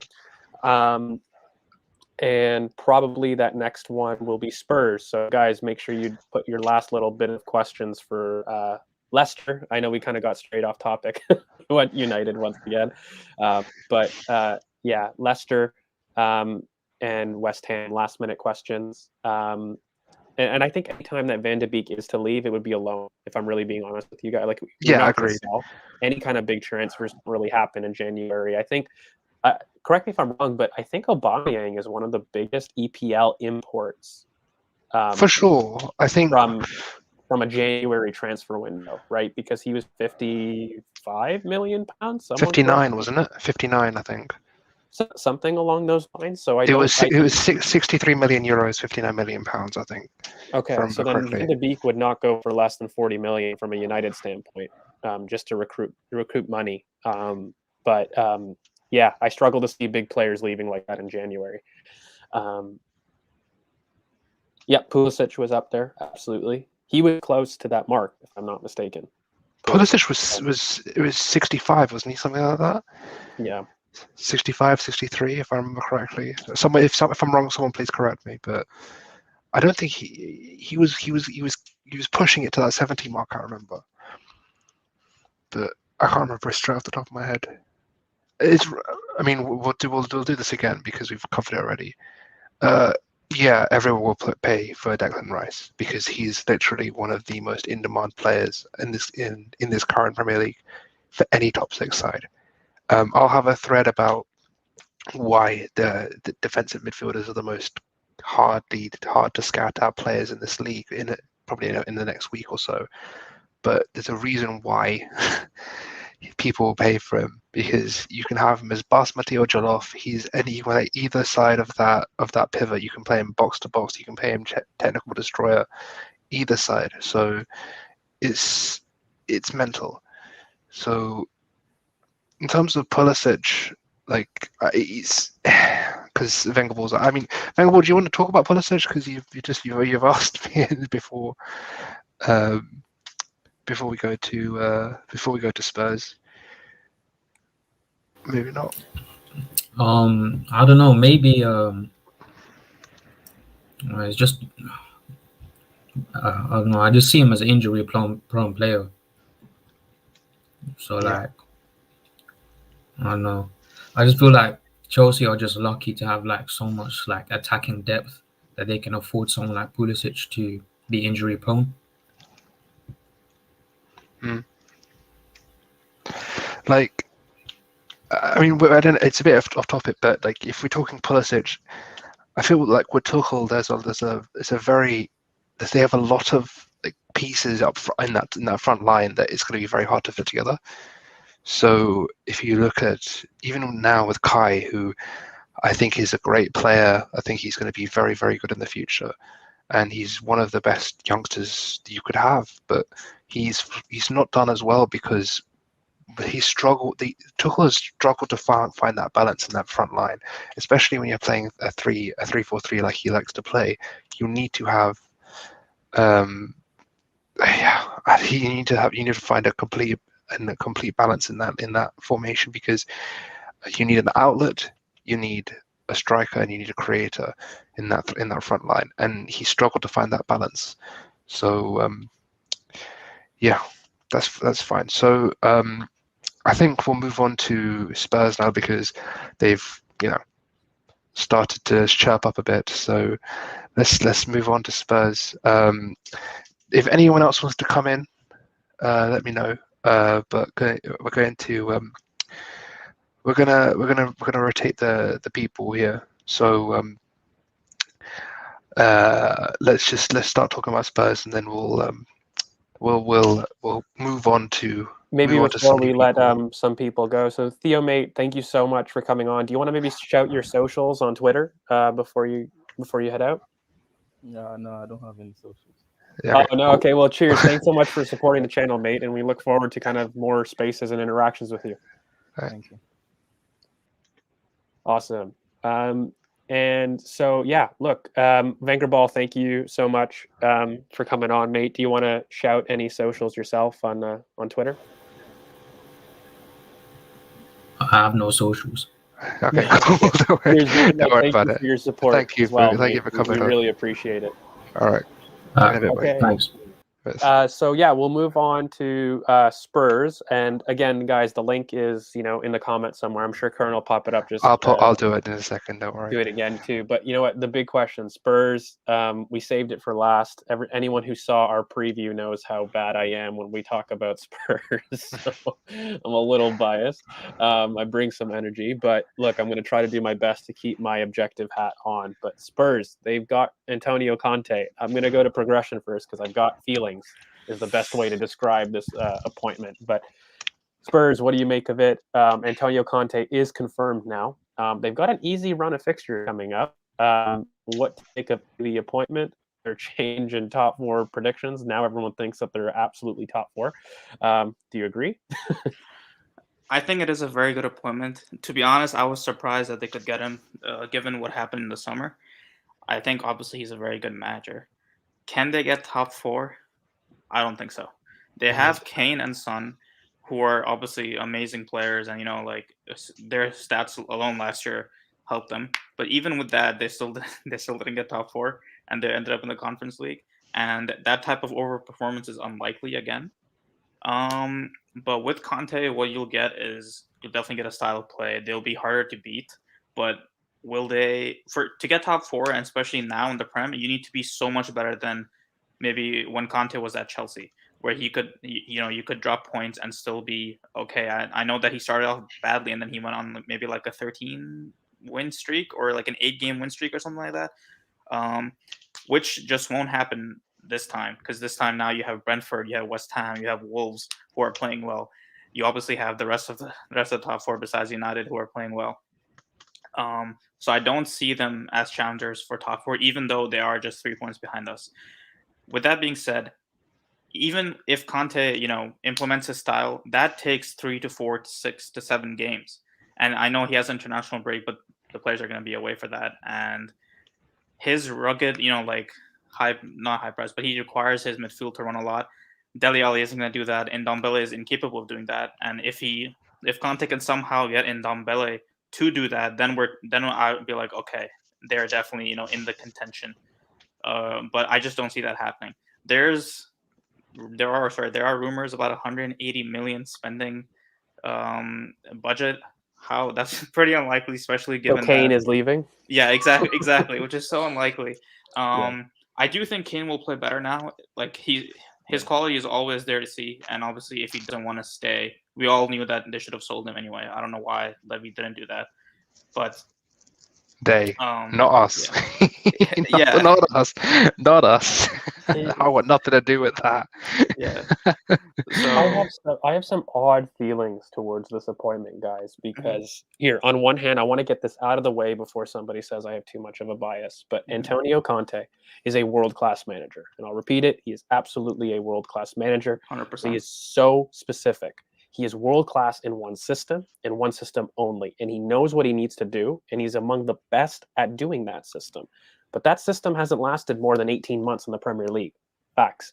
And even for himself, in those systems that he was very, very successful at, both Inter and Chelsea, in terms of turning things around, those squads were far more complete than Tottenham. And in every single one of those squads, he had a midfield general. And I mean Conte at Chelsea, I mean Barella at Inter. When you look at the makeup, the tools of that Spurs midfield, they've got Højbjerg, Skip, Winks, Ndombele, and Dele Alli. And I will tell you right now, Dele Alli and Ndombele are the first two that are going to be shipped from an Antonio Conte perspective. He's going to like Mora. He probably will like Mora, but that midfield doesn't have the transition control for a 3 at the back. It just simply doesn't. It's the worst, really, midfield depth of the top 4. And so he'll have his twin outlets in Son and Kane. He will. But then moving towards the back, look, Romero plays better in a 3. We've seen it at Atlanta, but I've not been impressed with Romero at all. I think he's a good defender, but from what I've seen, I didn't get the impression that many people were telling me this man was quick, this man was aware. I think he's been very poor positionally. His awareness, blind side, is shocking. Even, against us, it was really, really poor. But in the back there, they don't have a defender that you're really confident about. Those defenders in isolation, when you go to a 3 at the back, those wide center backs become absolutely crucial defending wide in isolation. And I'm sorry, but Tanganga, Romero, and Dyer, I'm not comfortable 1v1 in space. I wouldn't be. And, when you're looking at the right wing back, okay, who do they recruit now? Doherty, who was better in a wing back, but, he hasn't been great himself. Emerson, which is really, really poor defensively. I just don't see him having the tools. And the reason that I don't really fear this appointment too much is I think Antonio Conte is going to need a lot of money, and he's a short-term manager. They've given him £20 million for 18 months on that kind of contract. So they know with their squad, they're a win now type of squad. I don't think with the tools and a lack of preseason, which Antonio Conte absolutely needs to facilitate his press, he does not have it. It's not even a critique of him, but he just doesn't have the tools. I wouldn't expect him to compete. And I think it's just absolutely ridiculous to expect that because he hasn't had time to coach his squad. He won't have time really to coach his squad. He's got 2 weeks of the international break to coach a press and a different system that this Spurs team have been horrific against, by the way, a 3 at the back. So I really do think, this idea that Spurs are going to now compete with Antonio Conte is kind of, it's hidden by the fact that Antonio Conte is working with a very different clay, guys. Like Antonio Conte came in and made immediate impact because he had immediate players to do that. He doesn't have that at Spurs. Now, do I trust Antonio Conte to get it right? 100%. This guy is a world-class manager. He will identify talent that he needs excellently. He'll need money. I really kind of find it hilarious that him and Levy as personas are going to be a match made in heaven, but let's see. But again, I think Antonio Conte, if he was to be arrived in the summer, I would be a lot more afraid than I am right now. He just simply, in January, we've kind of said it before, even if he had 200 million current, I don't think big players move. They're just that record transfer in January doesn't happen. And so he's basically going to have to deal with what he's got right now. And do you believe that in a back 3 system, that midfield and those defenders are good enough to get him over the line? I'm really not sure.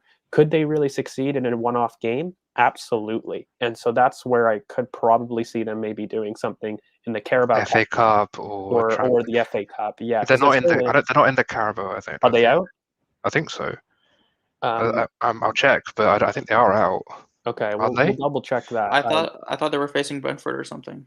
Are they facing Brentford? I'll check. Don't worry. Yeah, I think they're still in the cups, but I don't know if during the length of the season they're able to sustain this 3. Because again, Antonio Conte hasn't shown an ability to go back 4.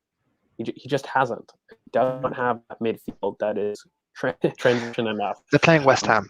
They're playing West Ham. They're playing West Ham. Okay. Yeah, they're playing West Ham. And so there you go. So I think he'll definitely make them absolutely stronger. I think Antonio Conte in the summer, yes, he makes them top 4 challengers. Yes. In the middle of the season right now, no. He potentially wins them a trophy. But next year, there's a huge overhaul that happens. And by the way, in a back 3 system, he's got to chuck and spend a huge amount of money on that back 3 to be successful. Like we're talking 2 center backs, a right wing back, a number 10, probably 3 center backs, if I'm really being honest, 2 starting, 1 depth. And, they need a right wing back. They need at least 2 midfields. Like he's not going to like Højbjerg, Skip, and Dombele or Ali. They need a backup left back as well. Left wing. Left wing. I mean, they've got Ryan Sessegnon, right? As well as Reguilon, who Reguilon will be fine. I think Reguilon will be one of the players he's fine with. And Sessegnon as a wing back will be fine. But again, and then they need a right wing back. So, I mean, they need 5 players of immense quality, in my opinion, to change that into an Antonio Conte team. And then my fear is, sorry, just to wrap up, is after all that money spent and after all of that attempt for some very short-term success, you've still got a squad that is an aging wage bill with an Antonio Conte person who loves experience and who's going to dump over £200 million in those signings to make them a back 3 team that hasn't lasted longer than 18 months in the league. I very much worry for where Spurs end up. I absolutely think he probably wins them a trophy in the last 18 months. He probably breaks that duck, and that's what he's praised for, but he leaves that squad and that team in such bad condition that, everyone's going to love their struggles. But I think that's my gut. I mean, I'm gonna quickly go through all of this, and then guys backstage, I'll bring you in straight after I do. Don't worry about it. I see you. Don't worry about it. So, yeah. So first of all, this isn't the same Premier League. This is not the same Premier League that Antonio Conte left. Antonio Conte left a league where there was a top four, and then everyone else was kind of like around. That there were teams that were doing okay. There were teams that would make a bit of a challenge, but you could bank on maybe 10 teams that you could just roll. Now is one of the most competitive Premier Leagues I think I've ever seen. Teams like Brighton, teams like Crystal Palace, these will give you the top teams, like we've just sort of seen, massive games. Palace nearly took 3 points from us after a poor, I would say, 60-minute spell. So this league is not the same that Antonio Conte left it. Don't get it mistaken. And the second thing I'll say is Antonio Conte left the Serie A where Juventus were crap, where he was playing with players that, even though they are great players like Nicola Barella, players like Romelu Lukaku, players like Lautaro Martinez, you have players that are Hakimi, like he had a serious team.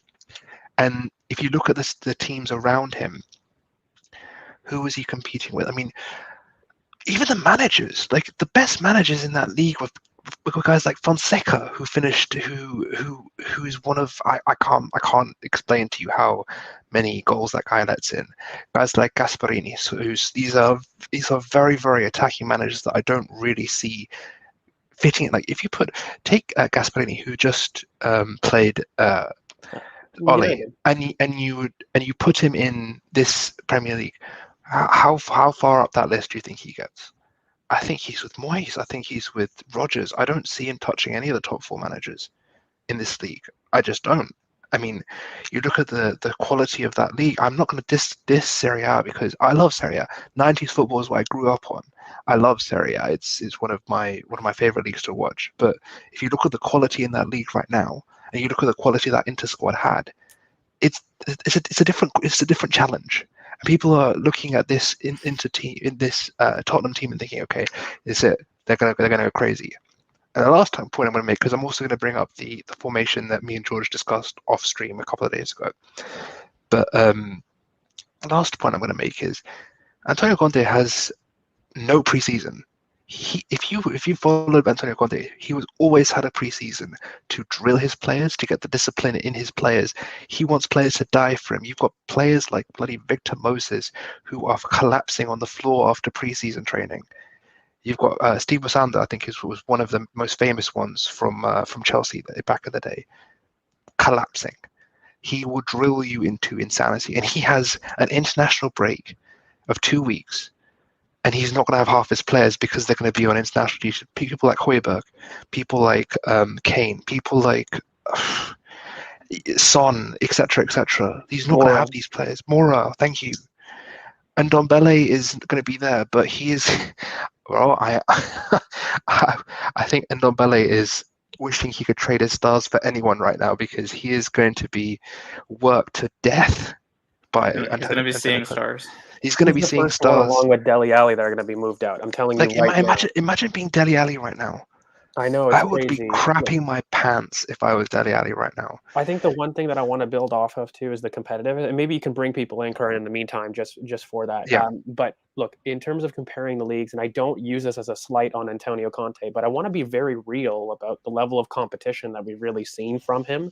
And when he first won it with Chelsea, again, people forget that was Pep's first year.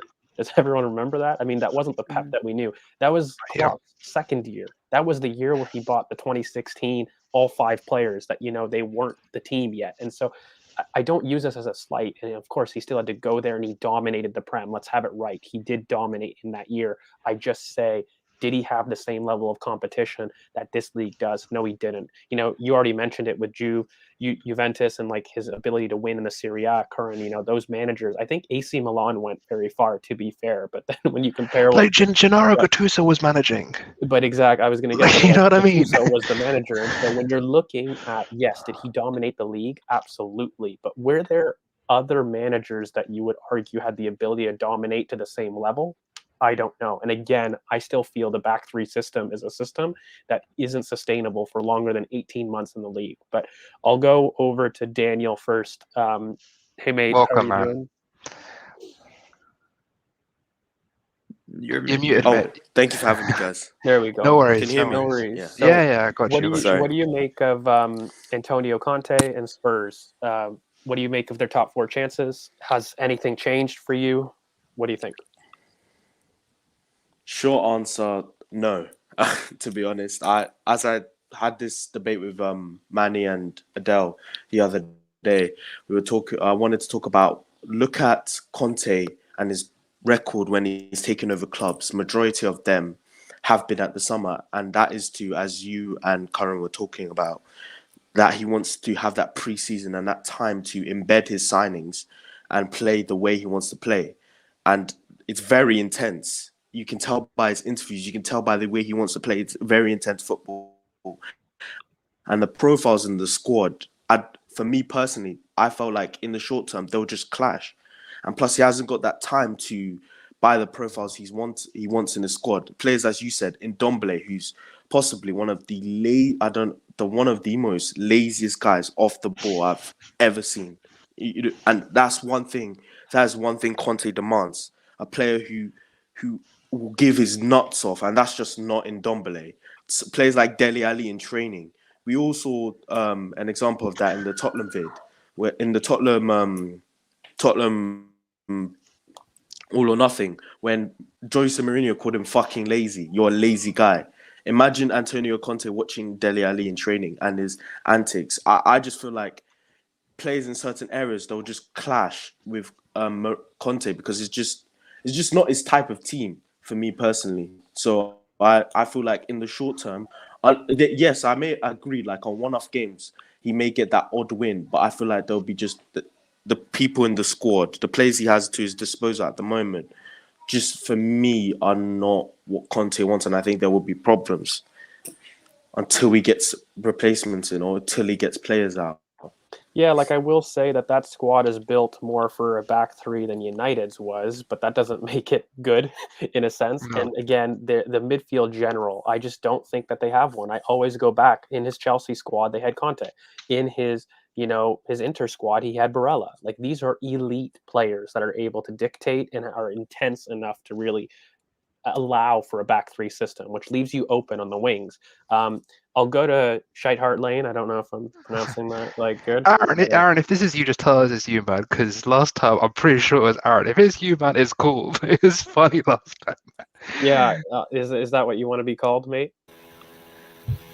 Yo, I've got to leave right now, yeah, but bro, fuck Tottenham.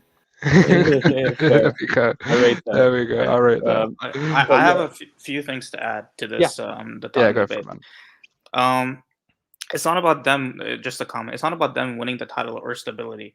I think you can kind of see. Oh no, we're just talking top four. I want to preface that for Lord Gunnar right now. We're not talking about the league. Stability for us is top four right now. The league is a 3-year project for any new manager that's coming down the line. But of course, go ahead, and especially with the one with Spurs squad.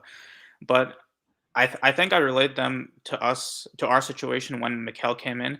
We had Emery doing pretty poorly. He got sacked around the same time, and then Mikel came in, went 3 at the back, and tried to sustain, just in terms of stability, tried to keep us there, and then we ended up finishing 8th. Obviously, at the time, Conte was a much better manager than Mikel. I'm not going to sit here, even though I wouldn't switch them out, but we have to admit that Conte is probably a better manager. But for a team like Spurs, I don't think you can be stable with the squad that they have, and stability is not top 4. They're already not in the top 4, so you can't overachieve with Conte this season and try to get them to top 4. They will sit around 7th, 8th, or 9th, and even if Conte gets let's say Brozovic in January, or maybe Brozovic and Bastoni, an insane January window, which is unlikely in itself anyway. You can't expect. He needs Barella. Yeah, but that's he'll the be one he needs. Yeah, and he'll be very expensive.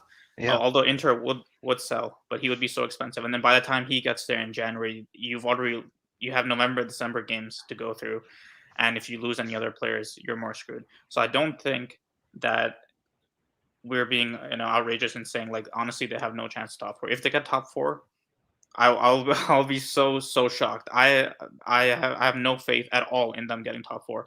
And another thing that I heard you guys mention is that he might win them a trophy. Me personally, I don't see that because of his poor record with Inter in the Champions League. They finished fourth in the last season. They finished fourth in their own group, I think, behind maybe like Shakhtar Donetsk or something. Then they finished third when they had Barca and Dortmund, both underperforming teams at the time, and they went to the Europa League. They still didn't win the Europa League, so his tournament game isn't the strongest. The last cup he won was in, I think, 17-18 with Chelsea. And obviously FA Cup, yeah. Yeah, exactly. And obviously Chelsea's squad is so much better at any point compared to Spurs that he can do that and win those games. So it is personally, true. I don't see it. Yeah, no, it is true. I think, but the one argument that I do is if you're going to get a special sauce of a bounce, for me, it's going to come in a cup run as opposed to a league, which is far more consistency based. But, I hear you because he actually has been quite poor as a cup record manager. He actually, for some reason, is much more sustainable, but actually not just for some reason. It's because he recruits midfield generals that can sustain games. And, he works on that, his press and his back three. That is what Antonio Conte is. But I just want to give an analogy for the comments. I really liken Antonio Conte and his situation at Spurs to Jadon Sancho, a world-class player, at United, but he's not being utilized in the correct way. He doesn't have the system to succeed. He doesn't have an overlapping fullback or close combination play to succeed. So the world-class Jadon Sancho that you're seeing right now is very average, if not abysmal, right? And you're going to have a very similar effect with Conte, a world-class manager. But with the tools he has available, he can't perform his 3-4-3, his 3-4-1-2. He cannot do that. And so you're going to get an abysmal output. And I don't blame the player, just like I don't blame Jadon Sancho. I still think he's going to be world class. I still think Antonio Conte, while is likely going to struggle, in my opinion, in the Premier League, is still a world class manager. But the issue is that Spurs team is us in 2017 with Mislintat, just kind of post Wenger, where it's essentially a very aging squad. It's past its best. It's betting on winning now, and that is never a sustainable plan. And I just worry that you've now bought a coach that is probably the most short-term manager on the market, but in system, and you're going to pump £200 million into an aging squad, into a specific system, by the way, that isn't sustainable. Like, for me, I don't understand why they didn't go for a Marcelo Gallardo.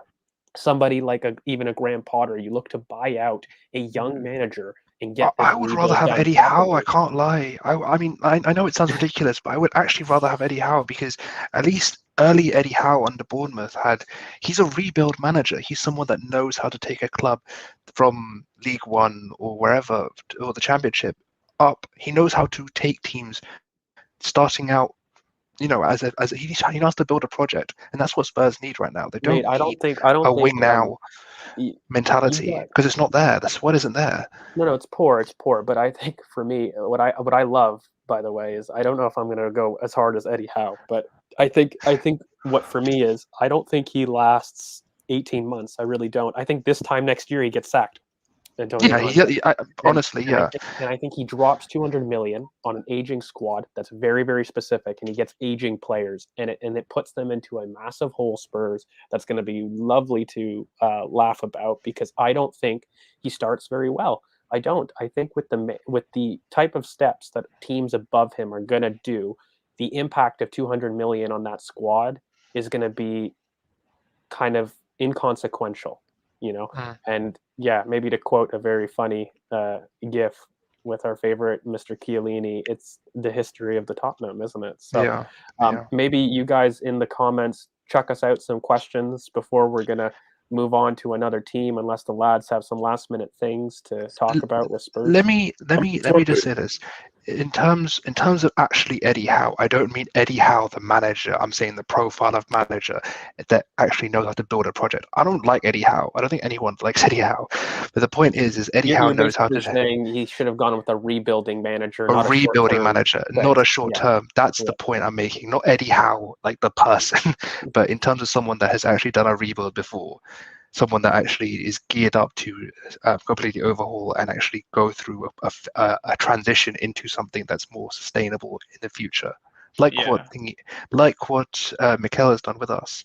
So no, not Eddie Howe personally. That's not the point. But just to answer DB really quick. Shit. There we go. Daniel, did you need anything, mate? Yeah. No, I was gonna say, what about Lucien Favre? Would you guys have rather have taken him? He's an interesting one because I think Favre, he's somebody that is probably the best manager before the one. And what I mean by that is he could definitely do a rebuild job. He would play much more attacking football. He would get that squad gutted. I don't think he's good enough to really be the manager for a top 6 team, but he would be a much better medium-term plan. And he would get them playing in a way that's more traditionally taught, right? And so for me, that would be a lot better of appointment in philosophy, but also long-term, I think he would help them get back to their origins, which I really do think they need to do if I was them. But we've got a lot of questions, so I'm just going to quickly roll through them quickly. Yeah. If you look at Gasperini's sides, they're very attacking and very, very good on the attack. But defensively, he's never coached a team that I would say that is balanced enough to really take him to that next level of coach. Yes, I don't rate Gasperini like that. I think he's a good coach. I think he's someone that can coach a very, very attacking minding team. But I've never seen him. George, maybe you can answer. Have you ever seen him manage a team that's balanced? I don't think he has. He balances, and he's got a really good counter press. I just don't know if in the Premier League the levels are equal. So when you look at basically a title challenging AC Milan against a very finished Manchester United, the result is very one-sided. And so while very good as a top 4 contender and a very promising manager in Serie A, can he translate that in the Premier League with somebody against David Moyes, who, of course, is a mid-table Premier League manager, but in my opinion, is a very high-level La Liga top 4 contender, a high-level Serie A contender if he was to get one of the better sides. I do rate Gasperini as a coach, himself, but I think the point that you were more making is just mid-level or mid-tiered managers is probably better than a short-term fix that is very specific to one philosophy that is world class but won't stay here long. He's here he's here for a good time, not a long time. And as opposed to maybe somebody who's more able to rebuild. Your Moyes, your Gasperini, those are maybe a step below the world class level, but are here able to rebuild. Your Favre's, same philosophy. I mean, in terms of having the second best defense in Serie A, that's from his counter press, which is very. That's from his good. counter press, yes. But if you look at his performances when he comes up against sides in Europe, when you look at his team, when you actually see, because the point I think we're both trying to make is if you look at Gasperini's squad and you look at how he's done in European competition when he's come up against, he's a very good manager in terms of as a Serie A manager. I don't know if it's the squad depth. I don't know what it is, because I do like Atalanta. I think they have some great players. Tino Koopmeiners has been someone I've been of Serie A. Like in terms of them doing, they're also very similar to like a Brentford. Like they've got extremely promising modern approaches to recruitment, but very promising managers, and they've done really, really quite well. I think the point, I don't think we're calling him mid. I'm just calling him a level below that short-term world class. And I think the big point is what Spurs should have done, in my opinion, is gone a much more long-term in their approach instead of win now. Because I don't think. But we're not calling him mid. Yeah. We're not calling him mid. We're not calling him mid at all. Maybe Karen used the wrong word in that description. No. I said what I'm trying to say is he's not. I'll clarify right now. My point is he's not on level of a Pep. Yeah. If you want to put Tuchel on that level, Klopp, that level, he's not on that level. And if you put Gasperini into our league right now, it obviously depends on the squad he has. But if he had, take this Atalanta squad and dump it in the Premier League right now, it finishes maybe 6th, 7th. I don't think anyone would argue with that. Somewhere around that. It finishes mid-table. Mid-table, yeah. I don't see it. I don't think that's an unfair assessment. The other question is, could Conte? Yeah, he could try it. I don't think he's physical enough to be. I don't think he's. This is the necessarily a point. 10. This is the point, because he's. The thing is, I'm not going to lie and say, "Oh my God, I've seen so much of Brian Hill." I have not. So it's something he could try. I mean, I think he'll do it with Lucas Moura personally, because I think he'll see Lucas Moura as an outlet that you can try to run past his two strikers and try to run in transition. I think he'll love Lucas Moura. And Afif quickly. No. No, I don't. But maybe we'll go to the new guys on the panel that we've brought in. So we'll go to Shrev. How do we say your name, mate? It's just Shravanator. Shravanator. Okay. Shravanator. Thanks for coming on, mate. Like, what do you make of Spurs' chances for top 4 now that they've got Conte? I don't think they'll finish in top 4. But I mean, just to play devil's advocate, just to be clear, I don't think they will. But in terms of like squad building and maybe for the future, I just wanted to sort of list out one point is that maybe they have some sort of an avenue to sort of generate funds, because I mean, one thing that I realized was that they were able to sell somebody like Toby Alderweireld in the summer, right, to some Qatari club for a lot of money. So as much as we think that players like Harry Winks and Dele Alli are trash, maybe Paratici has got some sort of pulling power somewhere to shift a few players, maybe in January or in the summer. And if they can get the midfield general we're talking about, and then maybe one centre back to play with, I don't know, maybe Christian Romero, and sort of the 3-5-2 system. It's a tough will one probably because become efficient, but yeah. Yeah, so no, maybe in it's the a tough summer, one, but mate. I don't agree. think, unless if there is a plan for that to happen in January, I don't think it works. But just to play devil's advocate, maybe they do that in January. I don't know. Right. Yeah, no, it is it's a strange one. I mean, with Conte, I feel like I'm in this twilight zone because the general timeline consensus, which to be fair, you never use Twitter as your general opinion for football fans, but everyone seems convinced that, they're going to thrive. They're really going to turn things around. And I just don't see it. But Nick, 3 for 3. And, it's great to have you back, mate. Like we've talked basically Leicester, West Ham. We're now on to Spurs. Like, what do you make of this Conte appointment? Are we all off? I think generally we've said Conte perhaps has the special sauce to give them a manager bounce in the cup, but the tools that he has available won't let him be the Conte that we know from a Chelsea perspective and from a Inter Milan perspective until he moves out players and gets his players in with a preseason. Is that accurate, or do you think he does better than what we're saying? Well, I think it's accurate, but I think there is a decent chance they start off much better than you all expect, because from what I've seen, they have a very easy schedule coming up. They do. Very. Well, yeah. Well, not many Premier League games are easy, but they have a lot of winnable games based on their quality. Yep. And I think they could.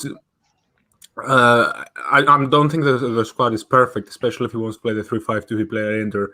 I think they have a lot of gaps. However, I think if he goes 3-4-3 in the beginning, I think they do have some players which could get him some short-term results. I don't think we're going to see that build-up that we saw under Inter Milan, playing out of the back and bypassing their team that like their 2011 Barca. I don't think we'll see that anytime soon under Spurs because of quality. And also because of not having preseason, not having time to drill that in the team. And I think their center backs are quite poor at playing out of the back. Very poor. And Maurice isn't great. Maurice isn't great either. Yeah, nice one. Yeah, and they're also lacking a number 6, and under Inter, which I think we saw the most expansive Conte side that we've seen, especially in the league. They did have Brozovic as the regista, as they call the number 6 in Italy. He's a very, very good player on the ball, and I think for now the backline and the midfield is not good enough. However, I think Reguilon will be fantastic under Conte. I rate him very, very highly, and I think he's got under the radar because of being in horrible Spurs teams ever since he joined. But I think he's one of the better ones in the league or in Europe in terms of left backs, and I think he'll do even better as a wing back.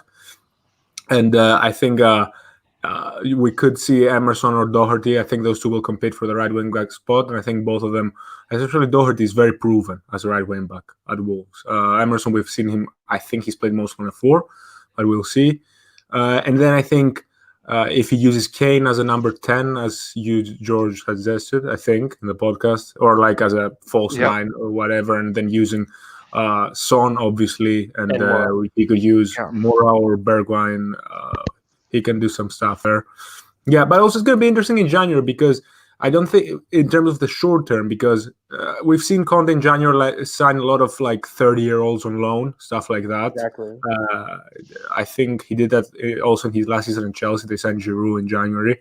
So he does like to do that. And at Inter, he signed multiple old players in January. I think Alexis Sanchez came in January and some people like that. I think Brozovic is also out of contract in the summer, so you could do like Brozovic. I think he's the one. I think they're gonna try out Winks in the beginning as a number 6, but we'll see with Brozovic. Yeah, definitely. I think it's gonna be interesting in terms of this season. If Conte goes out and signs like a Perisic, a Brozovic, some old guys that he knows. I don't know, maybe. I can see him Alexis Sanchez. Oddly, I can see him wanting a war. I don't think he's best in a 3, but he would want somebody like that because there is no overlap. Or Van de Beek or like on loan, which United would never do. But they won't do it. Yeah, I think I think if we go for a war in January, I think we'll get him. But let's not let him go to Spurs. That would be fucking horrible for me. I'm gonna retire from Twitter if that happens. with the Aouar and the Van der Beek calls, it makes sense because he loves that overlap run. Usually it's on the right with Barella, but if he had Aouar, he could adjust that to make Aouar be the overlap and try to hold maybe Skip on one side and Højbjerg in the 6 or something along those lines and try to just balance it out. I think he would revolutionize their midfield for sure, because under Conte you need someone that would make that run from deep, and he just doesn't have anyone that does that right now. I don't trust Ndombele for 90 minutes. I don't think Mora can do it. I mean, he could, but I don't think he has if you're going to play Mora in that system, I would play 3-4-3 and have him out wide because he's elite cutting in and he's elite on the overlap. I don't really see him being that sort of driving force from midfield. I don't see him having the transition control to be able to come back and help out. So it doesn't make there's a lot of different permutations here, and the squad is just, I mean, it's not as bad as Man United would have been for him. I think they have a lot more problems at Man United because of the personnel they have involved at Man United and the world-class players and the world-class individuals. No back. That's the issue. Spurs are all front, no back, and they've got basically an avenue with that Kane, Son, Mora, and Reguilon axis, like how I would play them with Kane in the 10.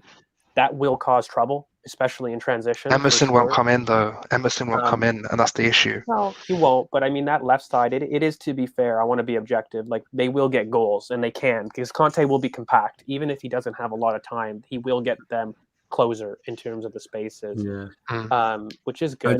I just don't see how they will be able to progress the ball in the beginning unless they play hoofball to Harry. Yeah, maybe they'll go the Mourinho route of like Harry Kane playing. He has to. He literally has to. And Chelsea, right, guys? Like he did that at Chelsea because but at Chelsea he had Fabregas. So. Yeah, he did. He had Fabregas and Diego Costa. And Diego Costa. And Conte as well. Like that was a big thing that we said. Like, is there a midfield general in the Spurs team? No. Is there a midfield? He's gonna try. He's gonna try and make Ollie Skip that midfield sort of general. I'm telling you right now, he's gonna. I like Ollie Skip a lot, but I don't think he's on that level. Yeah. Like you can squeeze him as much as you want. He's not gonna skip to your. Yeah, we're getting a little bit of transformer from you, Kern. But it's not. one big thing that I'll maybe get to the rest of the guys on the panel. Guys in the comments, we're going to transition to a new team, so get your last-minute Spurs questions in. Spurs' Yep. fixture list, guys. So we did say that they've got an easy one, but it's basically Everton, Leeds, Burnley, Brentford, Norwich, Brighton, Leicester, Liverpool, Palace, Southampton. Long list, but very good games in the first 5. And the last 5 become a little bit It's very tough. Very tough. Like Palace, Brighton, Liverpool, that's Leicester, that's very tough. Which is, by the way, if my math is correct, that's straight after December 4th. Like, that's Christmas period where the tough periods are. So, interesting. I'll go down the panel. Nick, we'll start with you, mate, because you're there and you're in eyesight. What do you make of this next fixture list? Is it as good as we think? I think they got first 5 great to employ something, but then they're in trouble quick. Me? Yeah, you, mate. About Spurs. Yeah. I think I'm not sure. Is Conte going to be in on this weekend? Probably not this weekend, but I would imagine in the international break he'll be there. He'll be at the stadium, I think. He'll be at the stadium. I don't think he'll be in charge. Yeah. No, I don't think so either. They do have a Conference League game as well in between. Yeah, so he's missing the Everton game, yeah? I believe so. Yeah. I think he took charge of it, or he landed in England like today. So it would be very tight. He could, but maybe he's definitely not training them for a long time for Everton. So he had his first training session though. Yeah, he did. Yeah, that's what I read. He was in London or something. Yeah, yesterday. Okay. On Sky Sports. No, I don't think I think he was just in the ground. I don't think he had a session. I think he was at the ground, like in the training ground, just watching the players. I think that's what happened. Okay, so he's in basically for Everton. Yeah, he's probably in, but that's a tough game, relatively. It's away as well. It is. Then Leeds and Burnley, they're winnable, but they're tricky. And then it gets really tough afterwards with Brentford. Norwich is they're probably going to win that. But with Brentford, and then after Norwich is Brighton, Leicester, Liverpool, Crystal Palace. And Leicester. And then and then that's a very, very tough run. They also have the League Cup quarterfinal against West Ham, which I'm guessing is now very important, because I guess the objective for this season is a trophy, right? Yep. I don't think Conte is gonna have that much pressure on the league. Because like they're probably gonna want to get top 4, but I don't think they brought in Conte to have like a Champions League run. That's not what he's known for. They probably brought him in to probably challenge for the league next season if Kane stays. I'm not sure what the plan is, but I guess that's it. So I think for now, like the Capital One, not Capital One Cup, Carabao Cup, Conference League, FA Cup, those are very important for this season, I think. Yeah. Because I think Levy wants to save face, like he wants to win a trophy under his tenure. That's why he signed Mourinho as well. I've had this sneaky suspicion, guys, and we will have to rotate some guys in the chat, so I definitely want to get them up in here because we're going to talk United next. I've had this sneaky suspicion that Kane is sold, guys. I don't know why. Don't tell me why if it's logic. I have this feeling Kane will be sold in January, and they'll try to replace him with somebody. In January? Wow. Yeah, because I have this feeling. I think they want somebody like a Vlahovic, or somebody from Serie A, like that. And for me, the only reason I say that is because he's been offered 108 or something stupid, and I don't think it's that much. But the only reason that budget is so high is from a big sale, and I think City, with their wrong goal kind of output, they're gonna go back there again.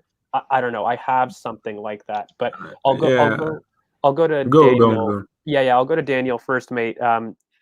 Last minute thoughts on Spurs, and maybe not just Spurs, but what do you think Arsenal will do in the Jan transfer window before we rotate? That's to Daniel. Sorry. Maybe we'll go to Shrivnator first. Oh, go to Shrivnator. Yeah, we'll go to Shrivnator. Before you go, mate, last minute thoughts on Spurs and what you think Arsenal should do in the Jan transfer window.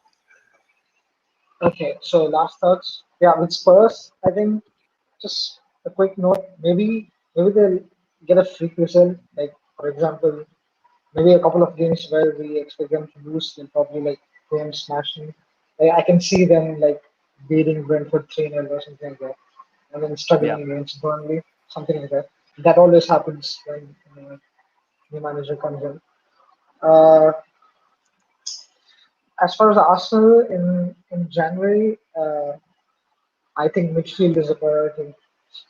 This I cannot think of anything else because some of the forwards that we are linked with, I think I'm not sure if we can get them in January. Mm. And the other sort of wide forwards that we are either I'm not sure if they're linked or we're looking at, like people like Noah Lang and stuff like that. I mean, we have a dude in the name of Martin in the squad. So the sort of left forward, sort of goal scoring wingers, I'm not sure how that's going to be helpful. So yeah, I think central midfield is probably the only position that I can think of. Babukar Kamara, please bring him in. Please.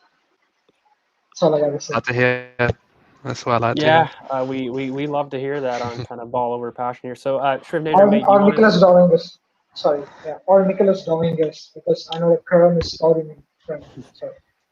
I mean, I did rate him a Yeah. 6.5, but yeah, he's someone on the radar. Yeah. He's okay. Maybe Shrivnator, do you want to maybe shout out your socials before we kind of rotate some of the panel in, mate? Yeah, so quickly, yeah. It's you can say it at Shravanator on Twitter. You can find me there. Yeah, that's it. Awesome. Thank you so much for Let's coming take on, it. mate. We're gonna rotate, but yeah, we'll catch you again on Sure. on another space. Yeah, cool. Awesome. And Daniel, mate, I don't know, are you there at all? If not, Yeah, I'm here, mate. okay, perfect, mate. Do you want to do your last minute thoughts on Arsenal and Jan, and shout out your socials as well? All right, no problem. I think Arsenal, as I said, should get a DM and an A. My dream is Awa or Camera or the other Camera from RB Salzburg, which is two Mohammed, players yeah. I love. Yeah, Mohamed Camera, two players I love. Yeah, and I think they're available at decent fees, and I think Arteta is doing his job, proving everybody wrong. And I think, yeah, we should just continue the momentum. My socials are Daniel TB. You can catch me on my YouTube channel. I'll be on there, and I'm pretty sure I'll be on more spaces like this again. So thank you guys for having me, and I'll see you next time. Cheers, mate. Thank you so much. So, look, guys, I'm gonna get Huss, mate. How are you?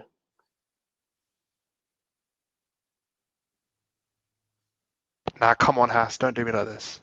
He's been left on red for so long. He's upset at us. Don't do me like this. There's one voice I can't. I'm gonna leave him in, but go to Nick because I can't. I need Yeah, Haas. I'm gonna go to Nick because we're gonna transition to United. But Huss, maybe come back in and out, and I'll ask your opinions. But we're gonna go to United. Actually, you know what? Hold on. Before I go to Nick, I'm gonna go to progression. We haven't heard him in a while, so I'm gonna go to progression. Go to him. Yeah. Okay, United. We've got to talk about it. We're on this channel. I wanted the first part of the space to dominate other teams because we get criticized here for having them rent free in our heads, so to speak. But they're in some trouble. They are in some trouble, and here at BoP, we've predicted this. We've gone hard in the predictions about saying that they would really, really struggle. But with Antonio Conte confirmed at Spurs right now, the one question I'm going to ask you is, where does this leave them if they even wanted a manager? So let's say, they are crashing and burning, which is hilarious, and they are. But say they wanted to, change managers at this point. Is there a manager out there on the market right now that would satisfy the fan base and, satisfy the Glazers, whose mentality, once again, is names over function, names over, kind of squad balance? Like who is available? Like, could they even do something in the international break? Not an international break for me, unless PSG decide that, or unless PSG have some common sense and sack Pochettino. I don't see Man United going for anyone. It seems like Ronaldo, as because of his goals, he has saved Ole. I'm sure if he lost these last 2 to 3 games, it would have been a different story. I think he would have actually been sacked, and then they would have got Conte, in which I would be more worried than I am for Spurs. But I don't think they're gonna sack Ole midseason unless things get really, really bad. It looks like they're definitely making it out of their Champions League group, so that's pretty much him secure till February for me. And once you're at February, you might as well just keep him till March. And at that point, maybe the worst thing that they can do is if they do sack him, they give it to Carrick or the assistant or any other assistant until the end of the season, and then go get someone in the summer. And that's if no one is available.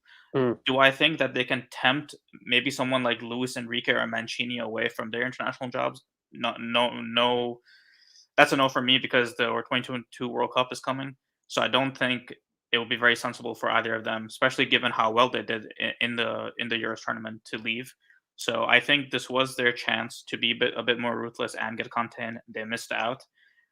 If Conte does extremely poorly, like even worse than what we're predicting for Spurs, then maybe they can go get him. Let's say Conte is definitely the type of person, if he doesn't get his signings. Yeah, exactly. If he doesn't get his signings, he'll just huff and puff, and then he'll be like, "I'm out of here." And then that is someone that you can get in the summer.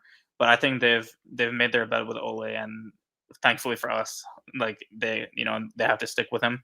The only thing, like I said, is if Pochettino gets sacked, they might go for him. And even if they go for him, then yes, that is a signing that may suit United a bit more. But even then, I'm not that worried. To be honest with you, I'm like, this sounds very demeaning, but I'm more worried about West Ham than Manchester United right now.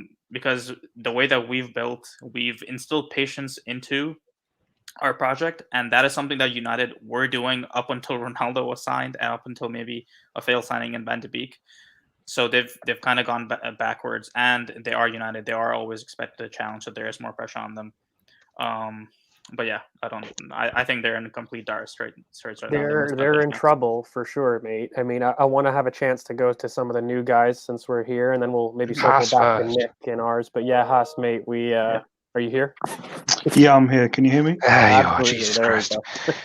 Yeah, I had to switch to my old phone because on my laptop it's not the best. I hear you. So here we've talked about essentially Leicester, West Ham, Spurs, and now we're on United. But what do you make of United now that we're on this topic? And basically, who can they get? Like, let's assume the worst happens, and they do go for a manager in the international break as soon as now. What do you think they can do? Not even just what they will do, but what can they do? To be honest, everyone knows how much I hate United and I take the piss out of them. But the best thing they could have done was to throw the game on Saturday. They should have lost that game because it was the game against Tottenham. They should have lost. The players. Yeah, they should have lost because it was bait that anyone that lost, the manager was obviously going to get sacked. They lost 3-0 and Nuno got his P45 2 days later. So it should have been in United's best interest, without me taking the piss. They should have lost the game. But Ronaldo, with his professionalism and his pride and his bravado, he wasn't going to let that happen. And as you saw yesterday, Ronaldo again saved him. So I think that's going to become a recurring theme this season, that United are losing and then Ronaldo will score some sort of crazy goal and then he saves the day or get them a win or get them a draw. That's what's going to happen. And the best thing they can do probably is just, I think they're definitely in a fight for top four because their midfield quality is so poor. None of their midfielder can break lines or do anything to get the ball as quickly as possible. It just goes from the Maguire, Wan-Bissaka, evade the midfield, it goes to their forwards and they ball strike and then the ball goes in. But when they face a compact team, they'll always have problems. But but to be honest, I think we need to focus on ourselves in terms of Arsenal, because if we can get Aouar and Camara, then top four is secured because our midfield quality with Xhaka coming back is far superior to United's. That will accumulate us points in the future and that will help us become better, while United will have problems. And they'll be focusing in the Champions League as well because they're virtually qualified, aren't they? A little bit. I mean, they do.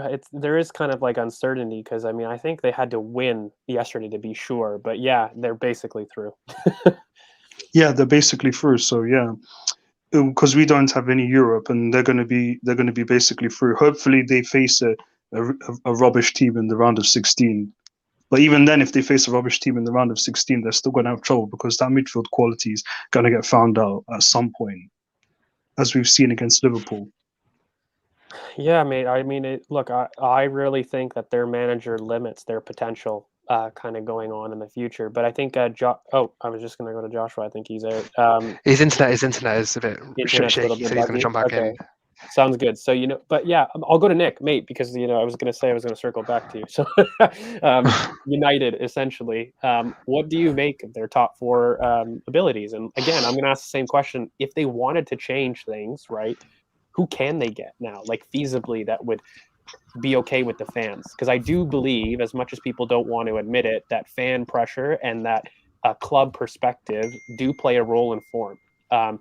They do impact things on the pitch. Like, for you, who can they get? In terms of a manager? Yeah, a manager. Do you stick or twist? Like, what do you make of their chances, etc.? It's a weird situation because I'm not really sure anyone is out there that is good enough. Like, obviously, Ole needs to go for them, but it's not like there are any good. Are there any major upgrades out there? Like Zidane has been. Gallardo's the only one I know whose contract's done in November. That's it. The thing is, I don't think they. First of all, I don't think they would get him before because I don't think he speaks English, and I don't think United. And in terms of, obviously getting him in without a preseason and anything, there are going to be communication issues. It's going to be a bit of a mess in the beginning. So I think that would be great. He's because, an elite coach, though. He's an elite coach. Yeah, he's very good. Yeah, he's very good, but I'm not sure. If I don't think they take the risk right now. I don't think it's even worth talking about because he hasn't been linked. Zidane has been thrown around. I'm not convinced, and I don't think he wants a job right now. He wants the French job. That's what he wants. That's what has been reported. Yeah, I don't know. It's if I was a United fan, I would be very stressed right now because when it came to us and Emery when he was going out, everybody knew that Arteta was waiting. But with United, it's such a weird situation because if they keep winning, there's no backup plan. If they keep getting those wins without playing well, it doesn't really bode well for the long term. I guess like if there's no one else and they want to stick with Ole and he gets top 4 for them, that would be nice. But I'm not sure then if they sack him if he gets top 4. So it's a weird situation. I'll ask you guys a question, then I'm going to go to Joshua because your internet's back, so I definitely want to get your opinion, mate. But so Nick, just last really quickly. In my opinion, December 4th is the latest that you can do to sack a manager before it becomes untenable for the rest of the season. Yeah. I don't think you can sack him in the Christmas period or later. It makes no sense. No. By December 4th, in my opinion, we have to get a decision, Ole in or out. Is he in a job by December 4th, essentially, which is just after us? Or do we sack him? We sack him, man. I seriously think. Which has been my favorite hour the summer. Yes, hour. Yes. We believe that on BoP that we sack him. Look, I'm confident for that game. Don't get me wrong, but I'm not sure he's sacked. I mean, if he loses, let's say he loses to Chelsea, City, and us, I don't see how he can keep his job. But who's there? Do they give it to Carrick or Giggs or whoever till the end of the season? Neville. Give it to Neville. Yeah, Roy Keane. I don't know. What about Valverde?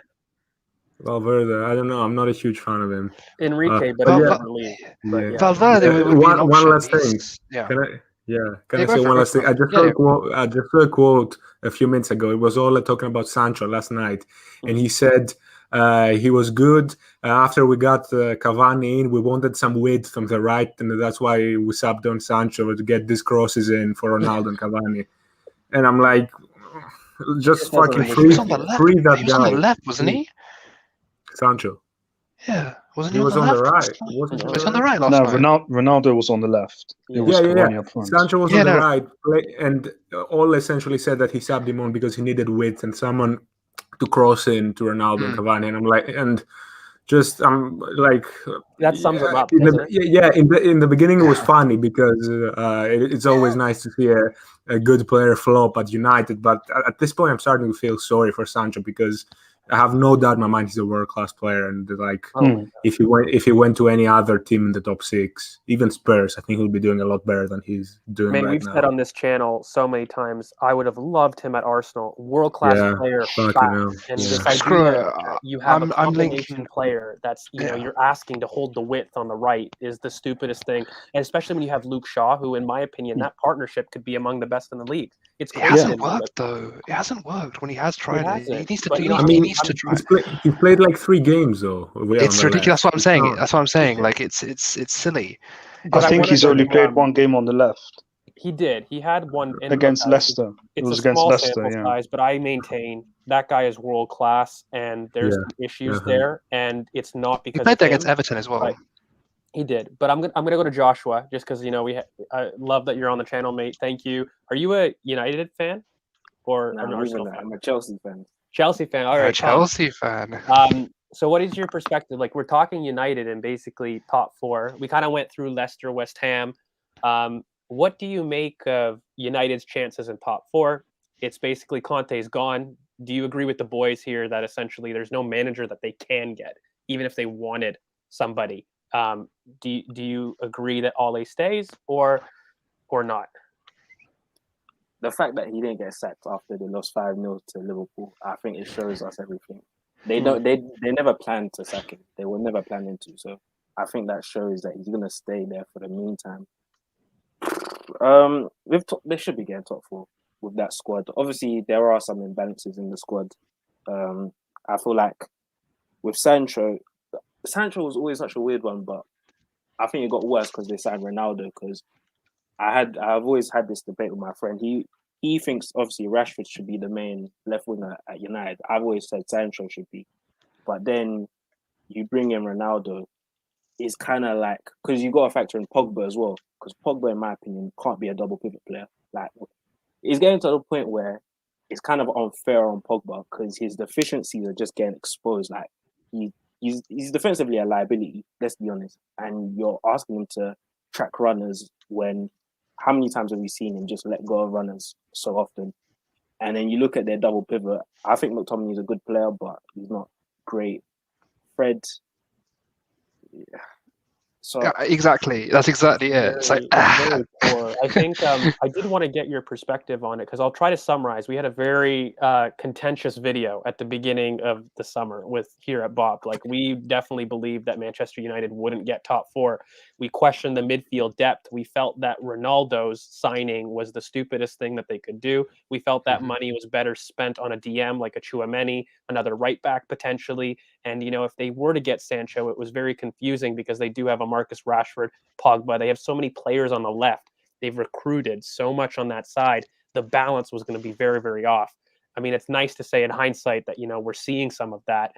But do you feel that maybe a better transfer window would have been, for example, I'll just throw names like, an Adeyemi, a Tchouaméni, and potentially, very good right back that, they may have liked, something they like Trippier. like a Trippier or something. Would that have been a better use of squad, or when Ronaldo's available, you have to get him? Like, do you subscribe to that feeling? So let's go one by one with the transfers. I don't like the Trippier one. Trippier's a good right back, but for the type of right back you'd want. I know he's not a right back, but you want a mold in a Theo Hernandez, someone that can really hold the whip. Yeah, unless you're going to buy a Hakimi, touchline winger. Hakimi, yeah. Hakimi, yeah. Or if you were to buy Trippier, you would have to buy Adeyemi, someone that can hold the whip. Yes. You just need a touchline, someone that will hold the whip, basically, for United. So you could say that, but I feel like right back is kind of lower in the priority scale. Wouldn't say it's like a must in a sense. I think the central midfield was the biggest thing. Yeah. The issue, I mean, the best option was Declan Rice. Yeah. Man. Declan Rice and the McTominay pivot would be good enough. That would be very good in my opinion. They should have. I guess it would have been a price tag because I think West Ham would probably want close to 100 million, and you could say he's worth it. I don't know if I'll be willing to pay that much for him. So, fair. Yeah, but with Ronaldo, I don't think Ronaldo. yes, in my opinion, I think he's an average footballer. Incredible goal scorer. Overall, he's average in my opinion. When you look at all in general play. yeah. So that he's no one world class. takes it out of context. Yeah. He's a world class player, and he's a world class efficiency output player. Yeah. But when you look at it in totality, he doesn't offer a lot, wider scale of things. The pressing, etc. You're saying? Yeah, I feel like he wouldn't be. I don't think he's a bottleneck signing for them. I think he would help them anyway. But I don't know. It's just the way they structure the team around him, more or less. I think is the main thing. I don't think signing him was stupid, but I think the issue was when they signed him later on. If they signed him earlier, I think they could have worked with it better. But I think it's probably the timing of it was when it was. You have to question it. I'll go to the rest of the panel too, mate. But I think my biggest critique of United is when you buy, say, a Sancho in isolation, he's a world-class player, and it's never a bad signing. That's something I'll say.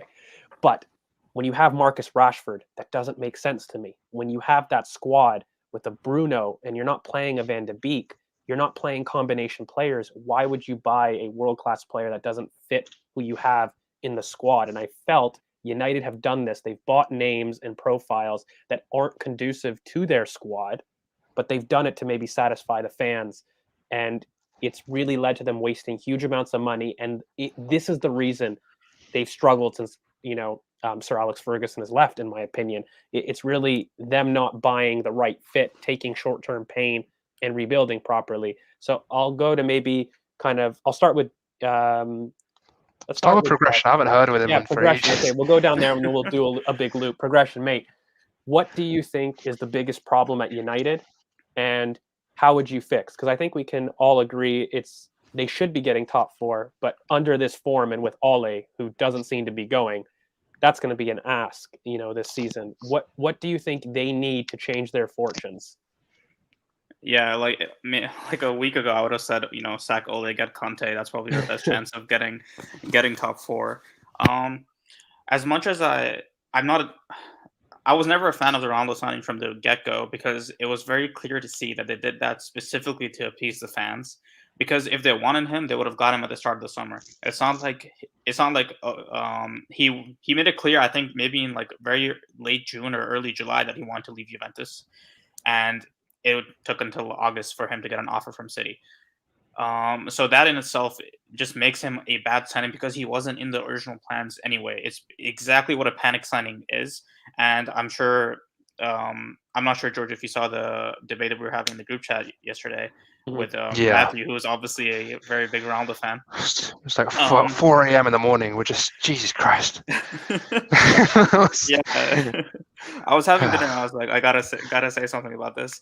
But yeah, like you said, they have, just for this center forward or striker position, they have Rashford, they have Greenwood, and they have Cavani, all three who had really good seasons last year. Cavani, I think I was checking his stats, scored 10 goals in like 26 Premier League games, which I'm sure he didn't start many of them. You already have goals in the squad. They scored the second most goals in the league last year. There's just no need to sign Ronaldo. For us, and I'm sure, let's assume that Ronaldo was never going to City. Not a single United fan was saying, what we need right now is Ronaldo. No one was saying that. So what everyone was crying out was for a DM. And when they were linked Camavinga, I was so worried, because that's such a great prospect for them. Thankfully, Real Madrid came in, got that, and they went for Ronaldo instead.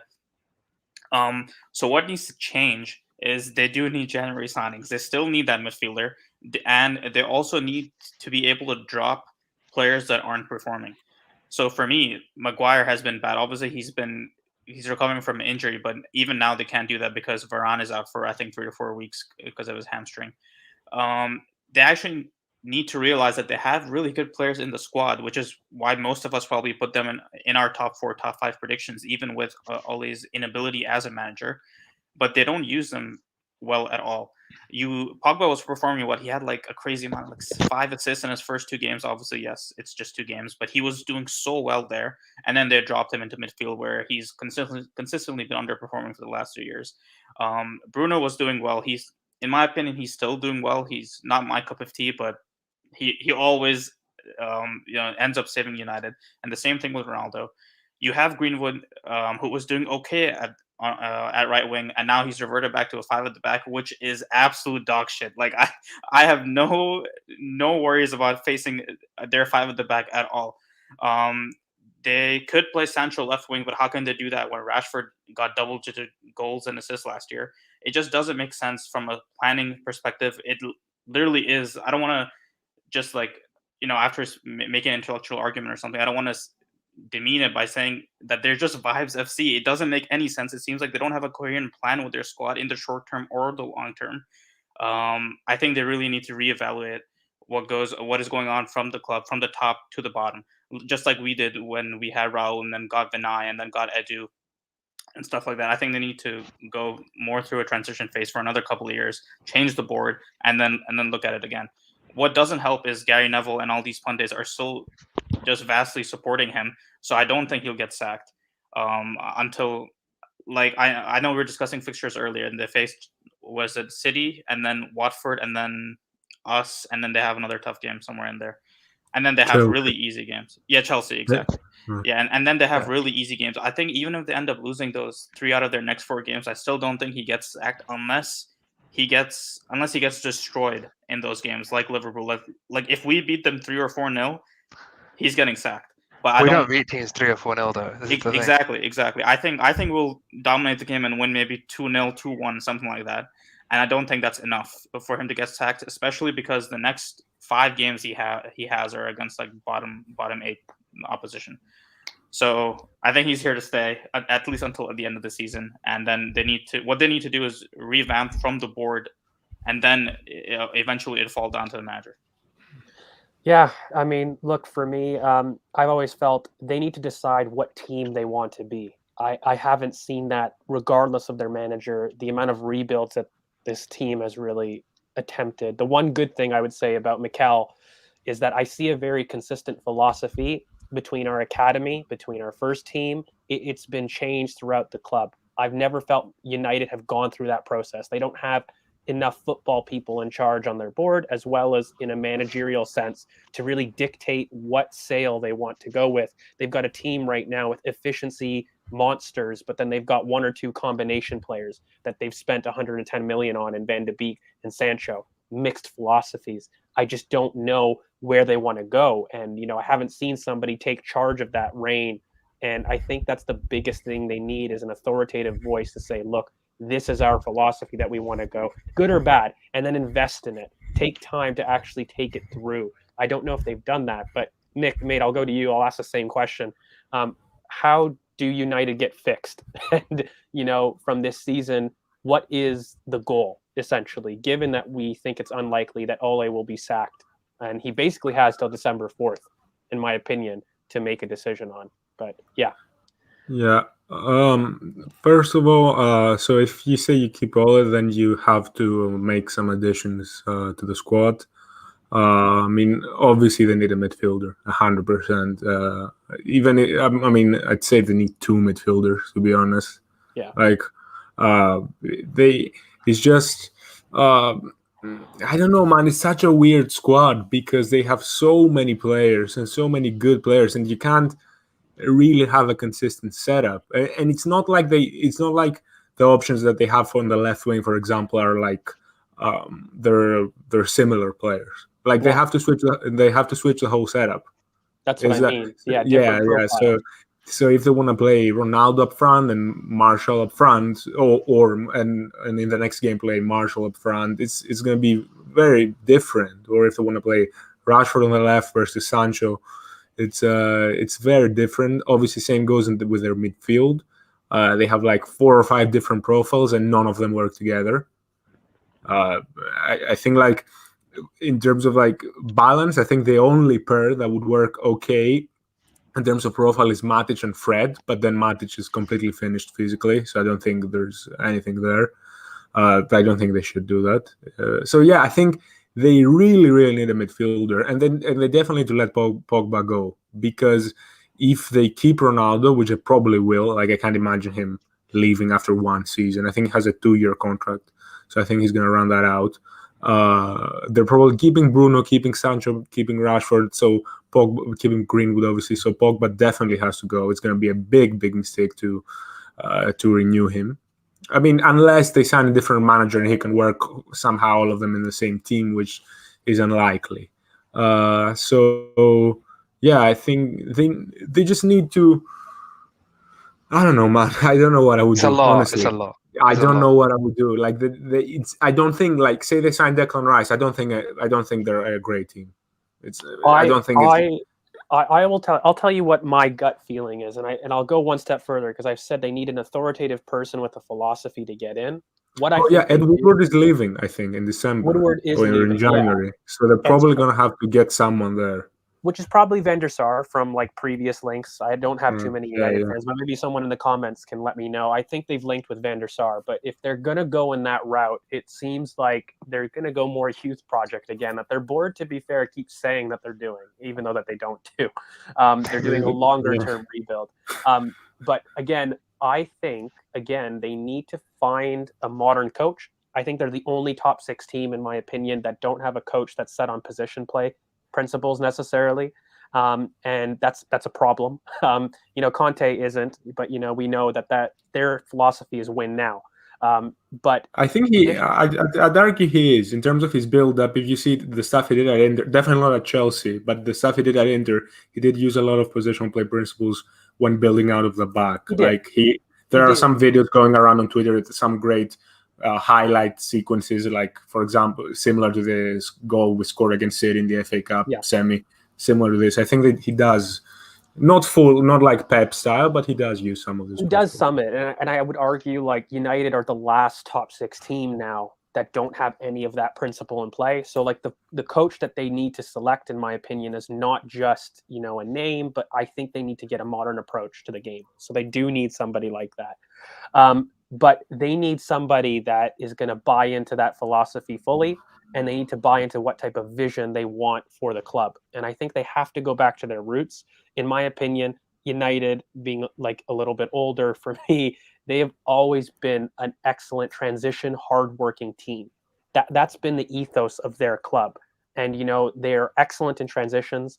They're excellent in terms of their mentality and, some of the idea that they don't have to play beautifully to win. And I don't know if they should necessarily subscribe to that, because I think that they've been muddled in the philosophy. So for me, I would really recruit somebody that has positional play, ideas, but is very set on a counter-attack press and really looking forward, transition forwards. And look, for me, that's somebody in the mold of a Gallardo or a Jesse Marsh, or somebody in that mold who's going to really focus a little bit more on counter pressing as opposed to possession based, in quotations. But I'll go to Huss and I'll ask you the same. Can I say a final thing, because I have to go after that? One final thing. So I'm seeing some of the comments. I don't think Ten Hag works at United right now, because I don't think squad wise, because he uses a lot of his double pivot a lot for progression, and I don't think they really have anything close to that at United, other than Pogba, which I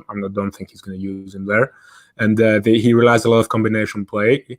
And obviously Van de Beek will do great, but why does Ten Hag go there and drop Bruno? Are the only two profiles that could. Yeah, but he won't just go there and drop Bruno. Like, nobody does that, right?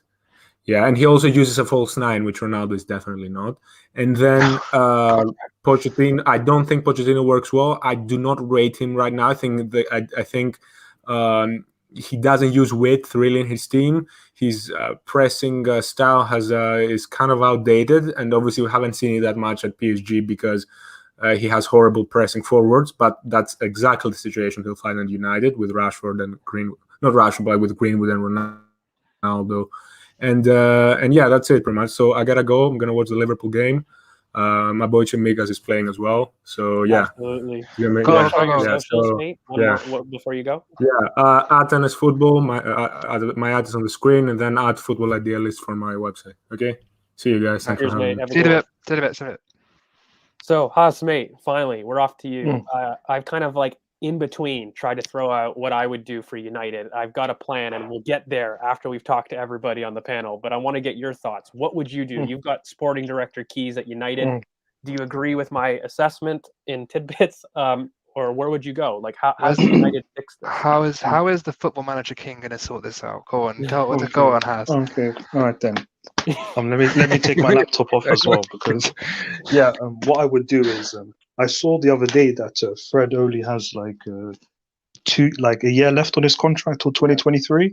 I'd fuck him off ASAP. Get rid of that guy. I used to rate him, but the thing is, like, he used to play quite progressive passes, but now he's really gone into his shell now in the last year or so.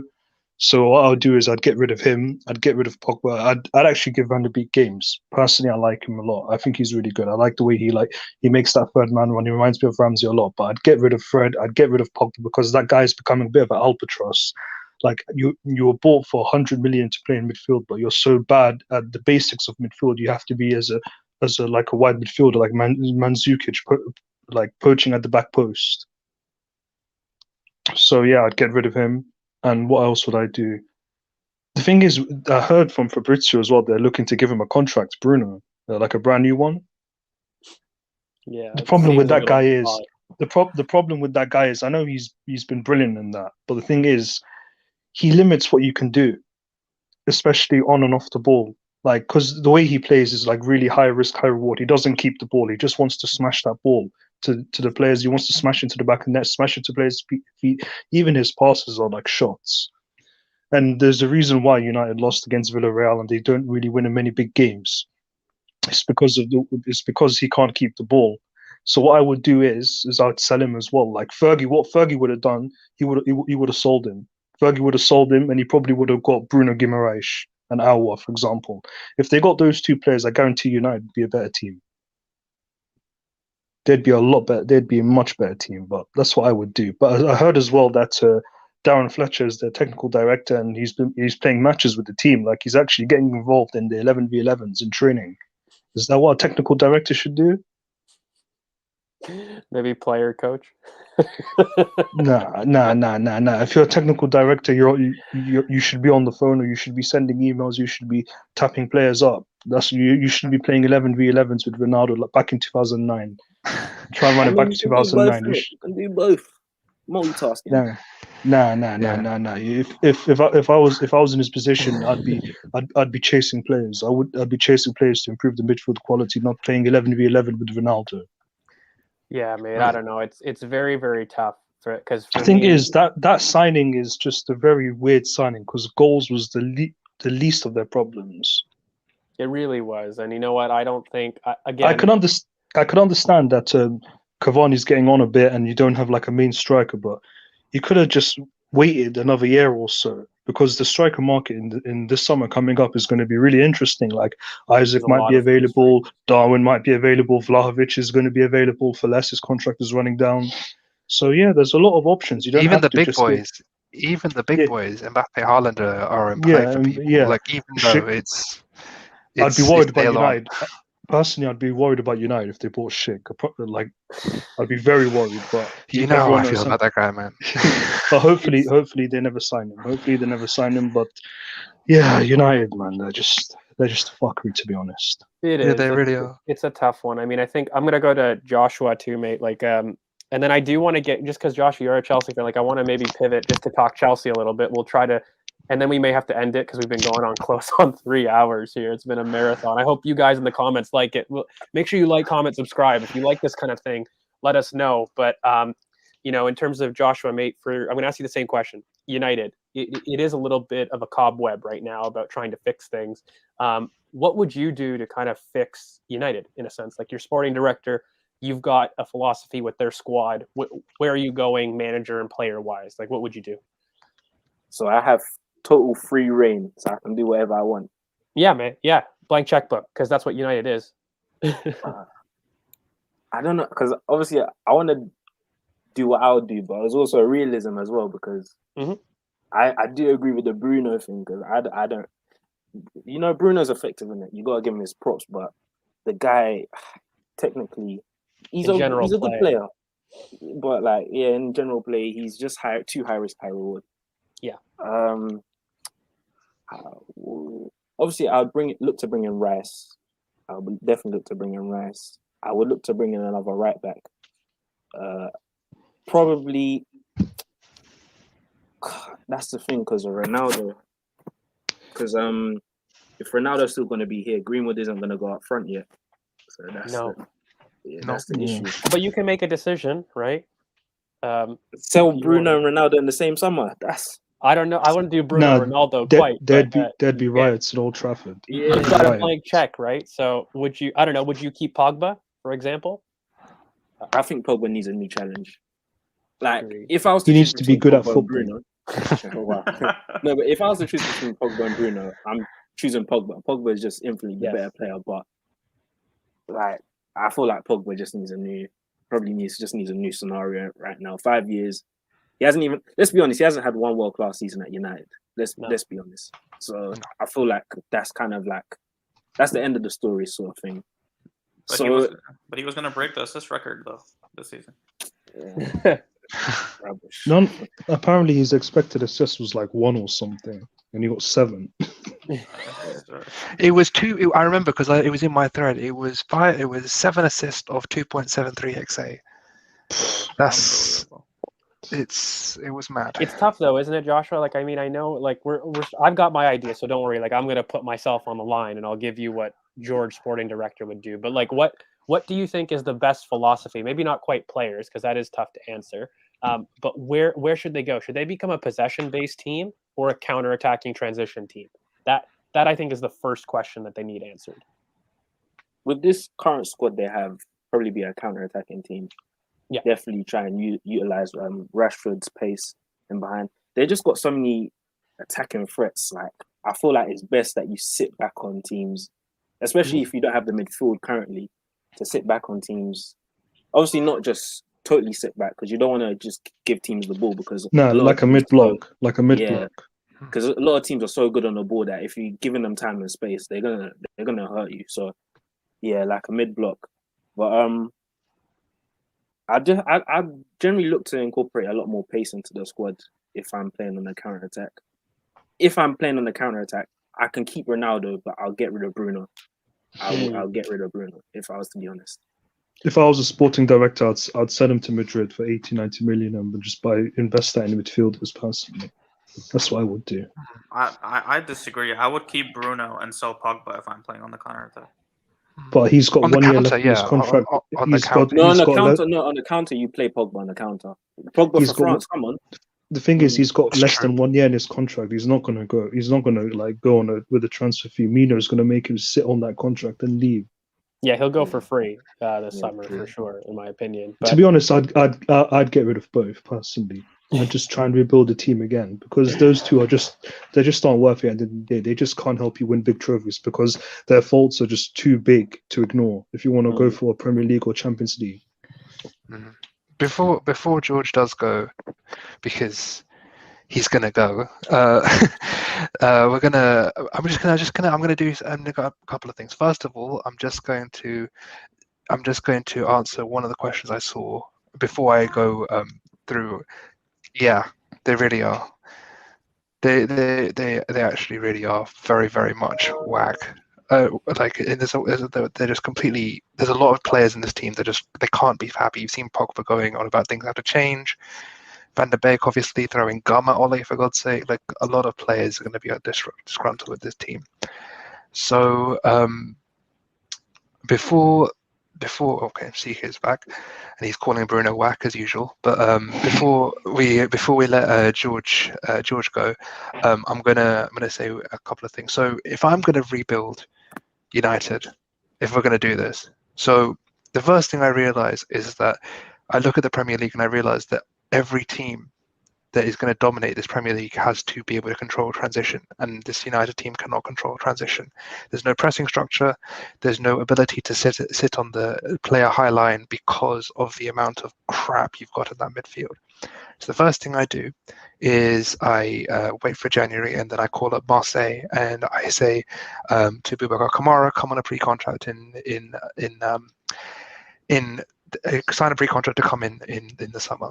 And the second thing I do is I say to Paul Pogba, it's time to say goodbye. It's okay. You can go. If I'm going to play counter-attacking football, I do keep Bruno. The the whole thing is okay. Before anything else, before I continue, progression has just told me he has to go. So say goodbye, mate. It's been really fun having you on, mate. Oh yeah, this was awesome, dude. I really like spending my time with you guys. Oh, cheers, great. mate. We loved having Cheers, you. mate. Make sure that you shout your socials before you head out.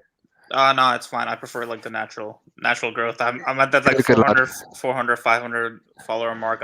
Honestly, I prefer to stay there, I think. But, yeah. All right, cheers, mate. We'll definitely. Cheers, lad. Thank you guys so much. Have a nice Cheers, lad. So Sorry, I'm even gonna leave now as well because I want to go watch. Joshua, make sure. Can you do me a favor? Can you just leave before? Maybe you can be share in the public how we can contact you because we want you on again for sure. Oh, well, you want to? Because I got a podcast. I do a podcast, Football Heritage podcast. Yeah, for sure. So Football Heritage. Okay, cool. But make sure either on Twitter DM me or George or someone because we definitely want you back on in the future. I don't actually use Twitter. I use Insta, but I don't use Twitter not anymore. We'll look up the Football Heritage. We'll find a way to get it. We'll find a way. yeah, no worries. For sure. But I'm on the notice board if you want to know. But it will just look at if you go on our YouTube page, you should find the notice board on there. You can contact me through there. And it's Football Heritage, just so that the guys in the chat, if they like listening to you, that they can get there. It's just Football Heritage. Yeah, the Football Heritage podcast. Okay. Excellent, awesome. Thanks for coming on, mate. We really enjoyed that. Bye. Right. And it went down to 4, and we're approaching 3 hours. Let me finish. It's gone 3 hours. Stamina, mate. It's getting long. I don't know how the hell you guys do this, but go. Yeah. So So I build up that pivot. So I put Kamara and McTominay as my pivot, and I stick to that. And then I'll buy Adeyemi for that right hand side. I buy an overlapping right back in Riddle Baku, and I say to I either sell one of Rashford or Martial, probably Martial as well, and then I play 4-2-3-1. I don't like Bruno, but in terms of, I think I would phase him out over the next year, in the year 2, because I don't think I could do that much in one season. I think if you go 4-2-3-1 with Maguire, Varane, Shaw, and Baku, and then McTominay, Kamara, with Bruno 10 eventually phased out for someone else, maybe a Florian Wirtz or someone of that ilk. Then play Jadon Sancho left wing or Marcus Rashford, and then Kareem Adeyemi or Mason Greenwood right wing, and then Ronaldo up top. Ronaldo goes year 2 with Bruno, and then you move into a 4-4-2. So that would be my ideal system if you're going to move there, and then you play Rashford and Greenwood as the 2, and then you move. Then you have the left wing as Jadon Sancho, the right wing as Kareem Adeyemi, and then you move to 4-4-2, and you dominate the league from there. So I think that would be how I would do it. It would take a couple of years, but you could actually talk about a team that is secure, and you're securing a midfield in year 1, and then actually building up what's going on in year 2. So yeah. That would be my move. Yeah, of course he's from a filing cupboard. He's always from a bloody filing cupboard. It's either that or an office with a whiteboard in behind it. Those are the 2 places, or his bed with a pillow behind it, or his bed. I don't think we've got Chris's opinion, so I'll just hold off what I would do. But Chris made I'll go quickly. United. First year I'd get rid of. Taking in context their fans, there's only so many big names you can get rid of before they all start going to your house, like they went to Ed Woodward's house. So Ronaldo, I'll just let him run down his contract. Yeah, same. I'm not playing him though. Bruno first year, he has to leave my club. So Bruno out. I'd play Van de Beek. I'd go buy Saka, even though I don't think he'd be sold. I'd try to buy him. Can you relax? Then, choose a different name. He's not leaving. If I'm United director. Just say Adeyemi and be done with it. Stop going for Saka. There's no allegiances here. So I'd start playing Sancho on the left there. And then I'd buy Sumare because everyone's running at Rice and I have pretty much unlimited money. So but Leicester, the thing is, they've got their players on deferred contracts. Like they wanted 80. No, Leicester. Like, Leicester, yeah, but I was they even wanted 80 mil for Maddison, who's hip as spaghetti now. Yeah, but with United, they'll pay anything. Like they paid 80 mil up front for Maguire. Yeah, and that's not looking too good now, is it? No, it's not. But like I was even thinking about changing my centre backs, but you can't change Varane, who's on 400k a week on 3-year contract. But yeah, He's on only 3-year contract. he has 3 years after. He got 4-year contract, but after this season, it's free. So wow, that's quite short term. I expected it to be 5. Like normal. So like, what a team. Honestly, looking at it, is that I it? let Pogba go. I can't renew that contract. Can't have another deficient player on 400k. I'd get Onana. Yeah, that's a good shout. Yeah, that's a very good shout. They need a I keeper. need someone to play out from the back because I don't trust. That changed a lot already. And himself. And he's very cheap. He'll be like less than 5 mil. Mm-hmm. So get Onana. Then Sumari, Kamara, someone of that ilk. Rice, any one of the three. So from 90 mil to what, 30 mil? And then Van der Beek, and then I was maybe Adeyemi, maybe probably Adeyemi. I didn't want to say it because of George, but Adeyemi, right wing, and so it'd be Onana, Maguire, Varane, Shaw, Livramento right back, Adeyemi right wing, Sumari, McTominay, Van der Beek, Sancho, and Ronaldo. Livramento over Baku? I'd be happy with that. No, not over Baku, but I'm not picking a lot of George players. You're so petty, man. I love it. You're so petty. I love it. But I think that team challenges. Of course, the year after is even better because Ronaldo would leave. But and then the year after, I'd also replace Varane with Ben Godfrey. But that's a good shout, to be fair. That's a very good shout. 400k a week is crazy. It's crazy. They've got 3 players. I always say this, but they've got 3 players on 375k a week or more, and they're gonna renew Pogba and Bruno for minimum 350 each. And Sancho is on the low end of that with 250. They've got it's crazy. I mean, look, for me, this team needs to go back to a combination of more transition forwards for me. So what facilitates that the most is centering it around Donny van de Beek. And I would probably get a Graham Potter, or a Marcelo Gallardo. I would go very deep and get my Gallardo choice, who I love.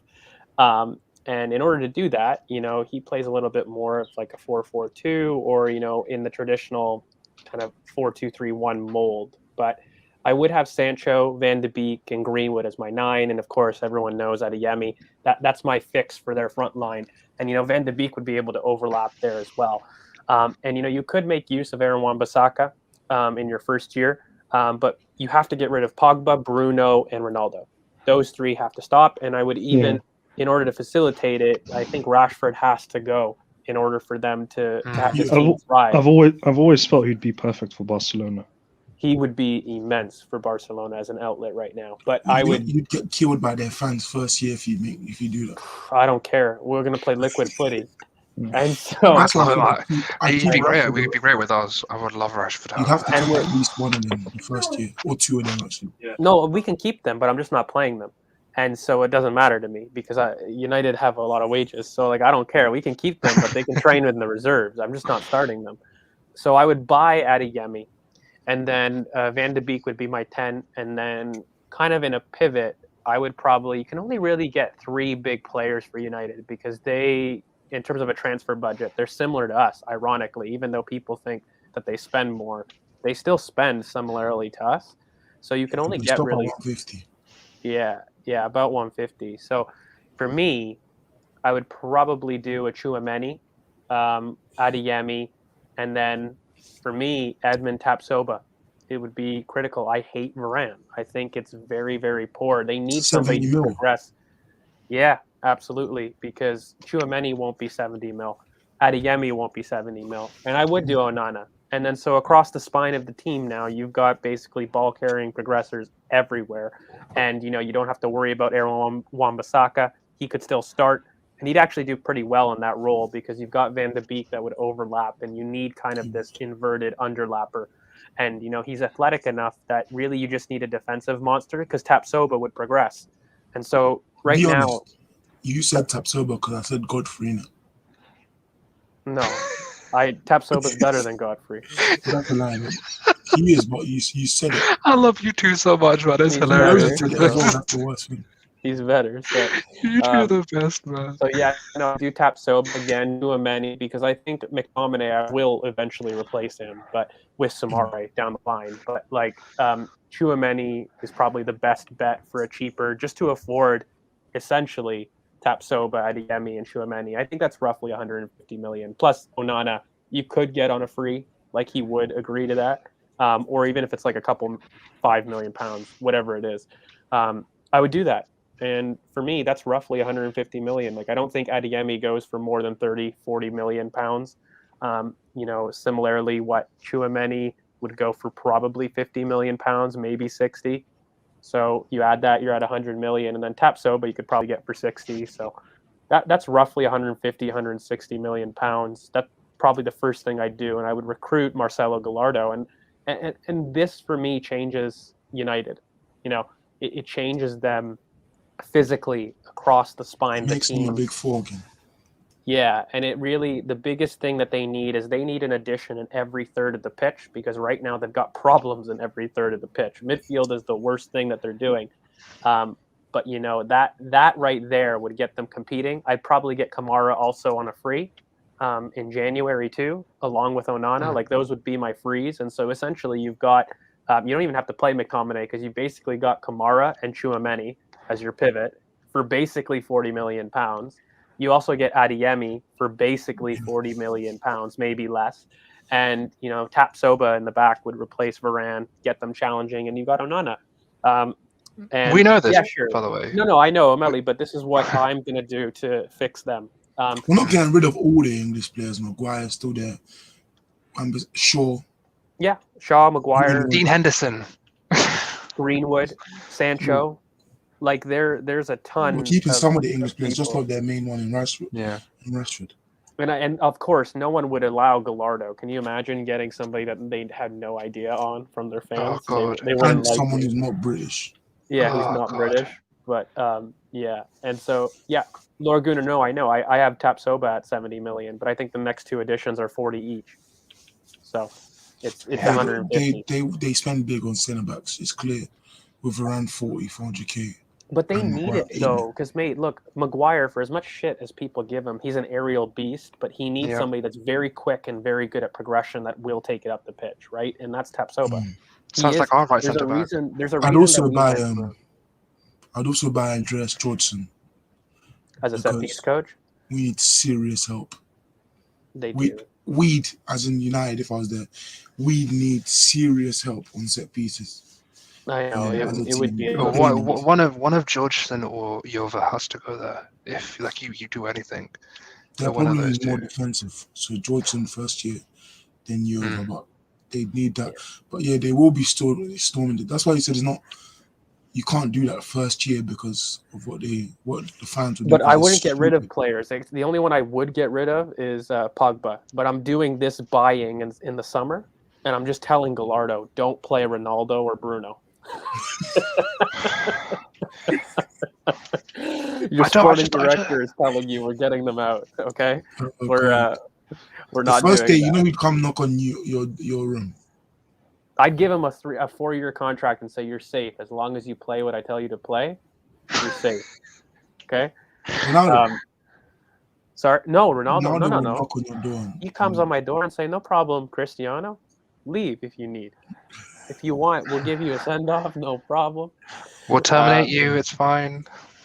Look, Lord Gunnar, the reason is Varane is not a very good player for the modern setup. I don't think he's very good in progression. He's injured. I don't think he's the same And Varane. he keeps getting hamstring injuries. So the pace is going. I mean, it was gonna happen. So yeah, look, I get it, but they've wasted a shit ton of money before me, so I can't blame them for that. You know, I can't control that.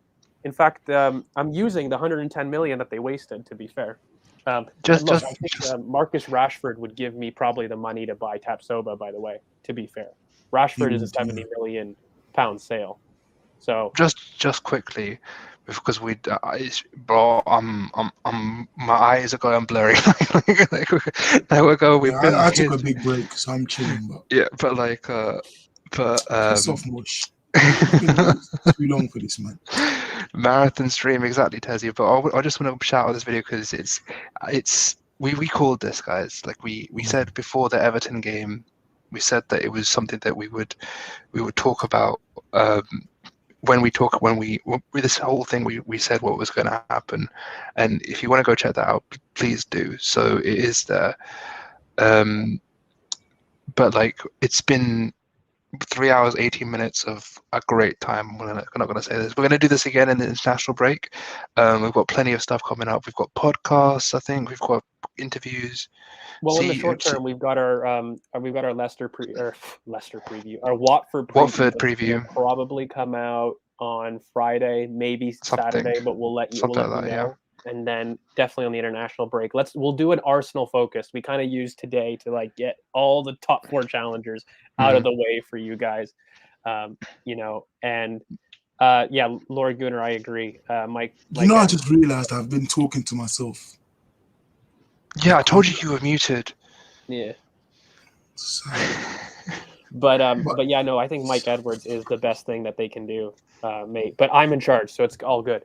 Yeah, but the best thing they could do is get rid of all emotion and forget the fans, because we've done that. Arsenal have done that. Forget the fans, and look where we're going. So they need to forget the fans and build on the club, because eventually, forgetting the fans will bring the fans back in a sense.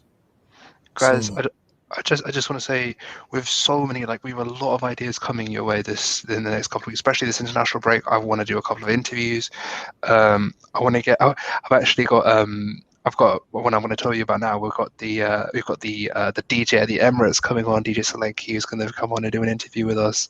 So we've got a lot of stuff coming on. I think maybe we'll finally get that EPL interview sorted. We've got a lot of stuff in the works. So if you haven't subscribed, do subscribe. Like and comment on the videos. If it's a small thing, but it really does help a lot. CK's getting the TikTok back up again, so follow us on the TikTok. It'll be in the description. And then we've got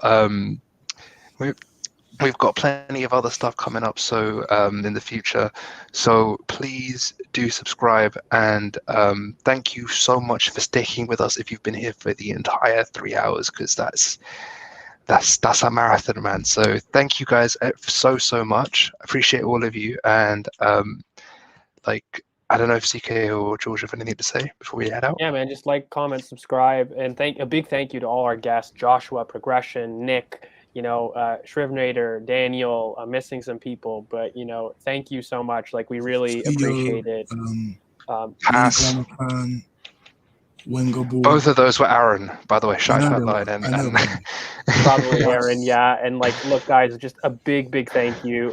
We did a for you guys. I don't know if you like it. Make sure you comment if you like these kind of things, and you get a chance to pop on for us. Make sure you follow us at BoP Footy on Twitter, and make sure you subscribe, guys. If you want this, we've got a lot of stuff coming up. We want to carry the momentum. We've been getting a lot of interactions lately.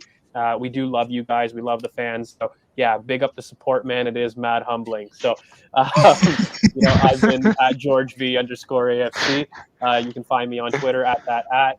Chris, how about you? You want to shout out your tools? Because he can't say it, CK. You can't say it with him. You can't say it with him. You can't say it. Find me on Twitter, pure CKK. Follow me if you want. Follow me if you don't want to. I don't care. PrivArsenal_Z on Twitter. At the One Willow on Twitter.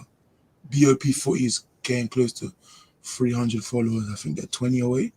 Something like that on Twitter. Ball Over Passion on TikTok. And we'll be here Friday or Saturday for the preview, and then Monday or Tuesday for the review. Yeah. But yeah, for Watford, and I know Me and T will be at the tomorrow game, after so we there's beat no way. Liverpool. Yeah. But yeah, I think that's enough. 3 Yeah. hours and 22 minutes and 40 seconds. Damn. Yeah. It's Right. been a long one, but My name is Karan. This has been Ball of a Passion. Find me at Karan BOP, and we'll see you next time. Peace, guys. peace.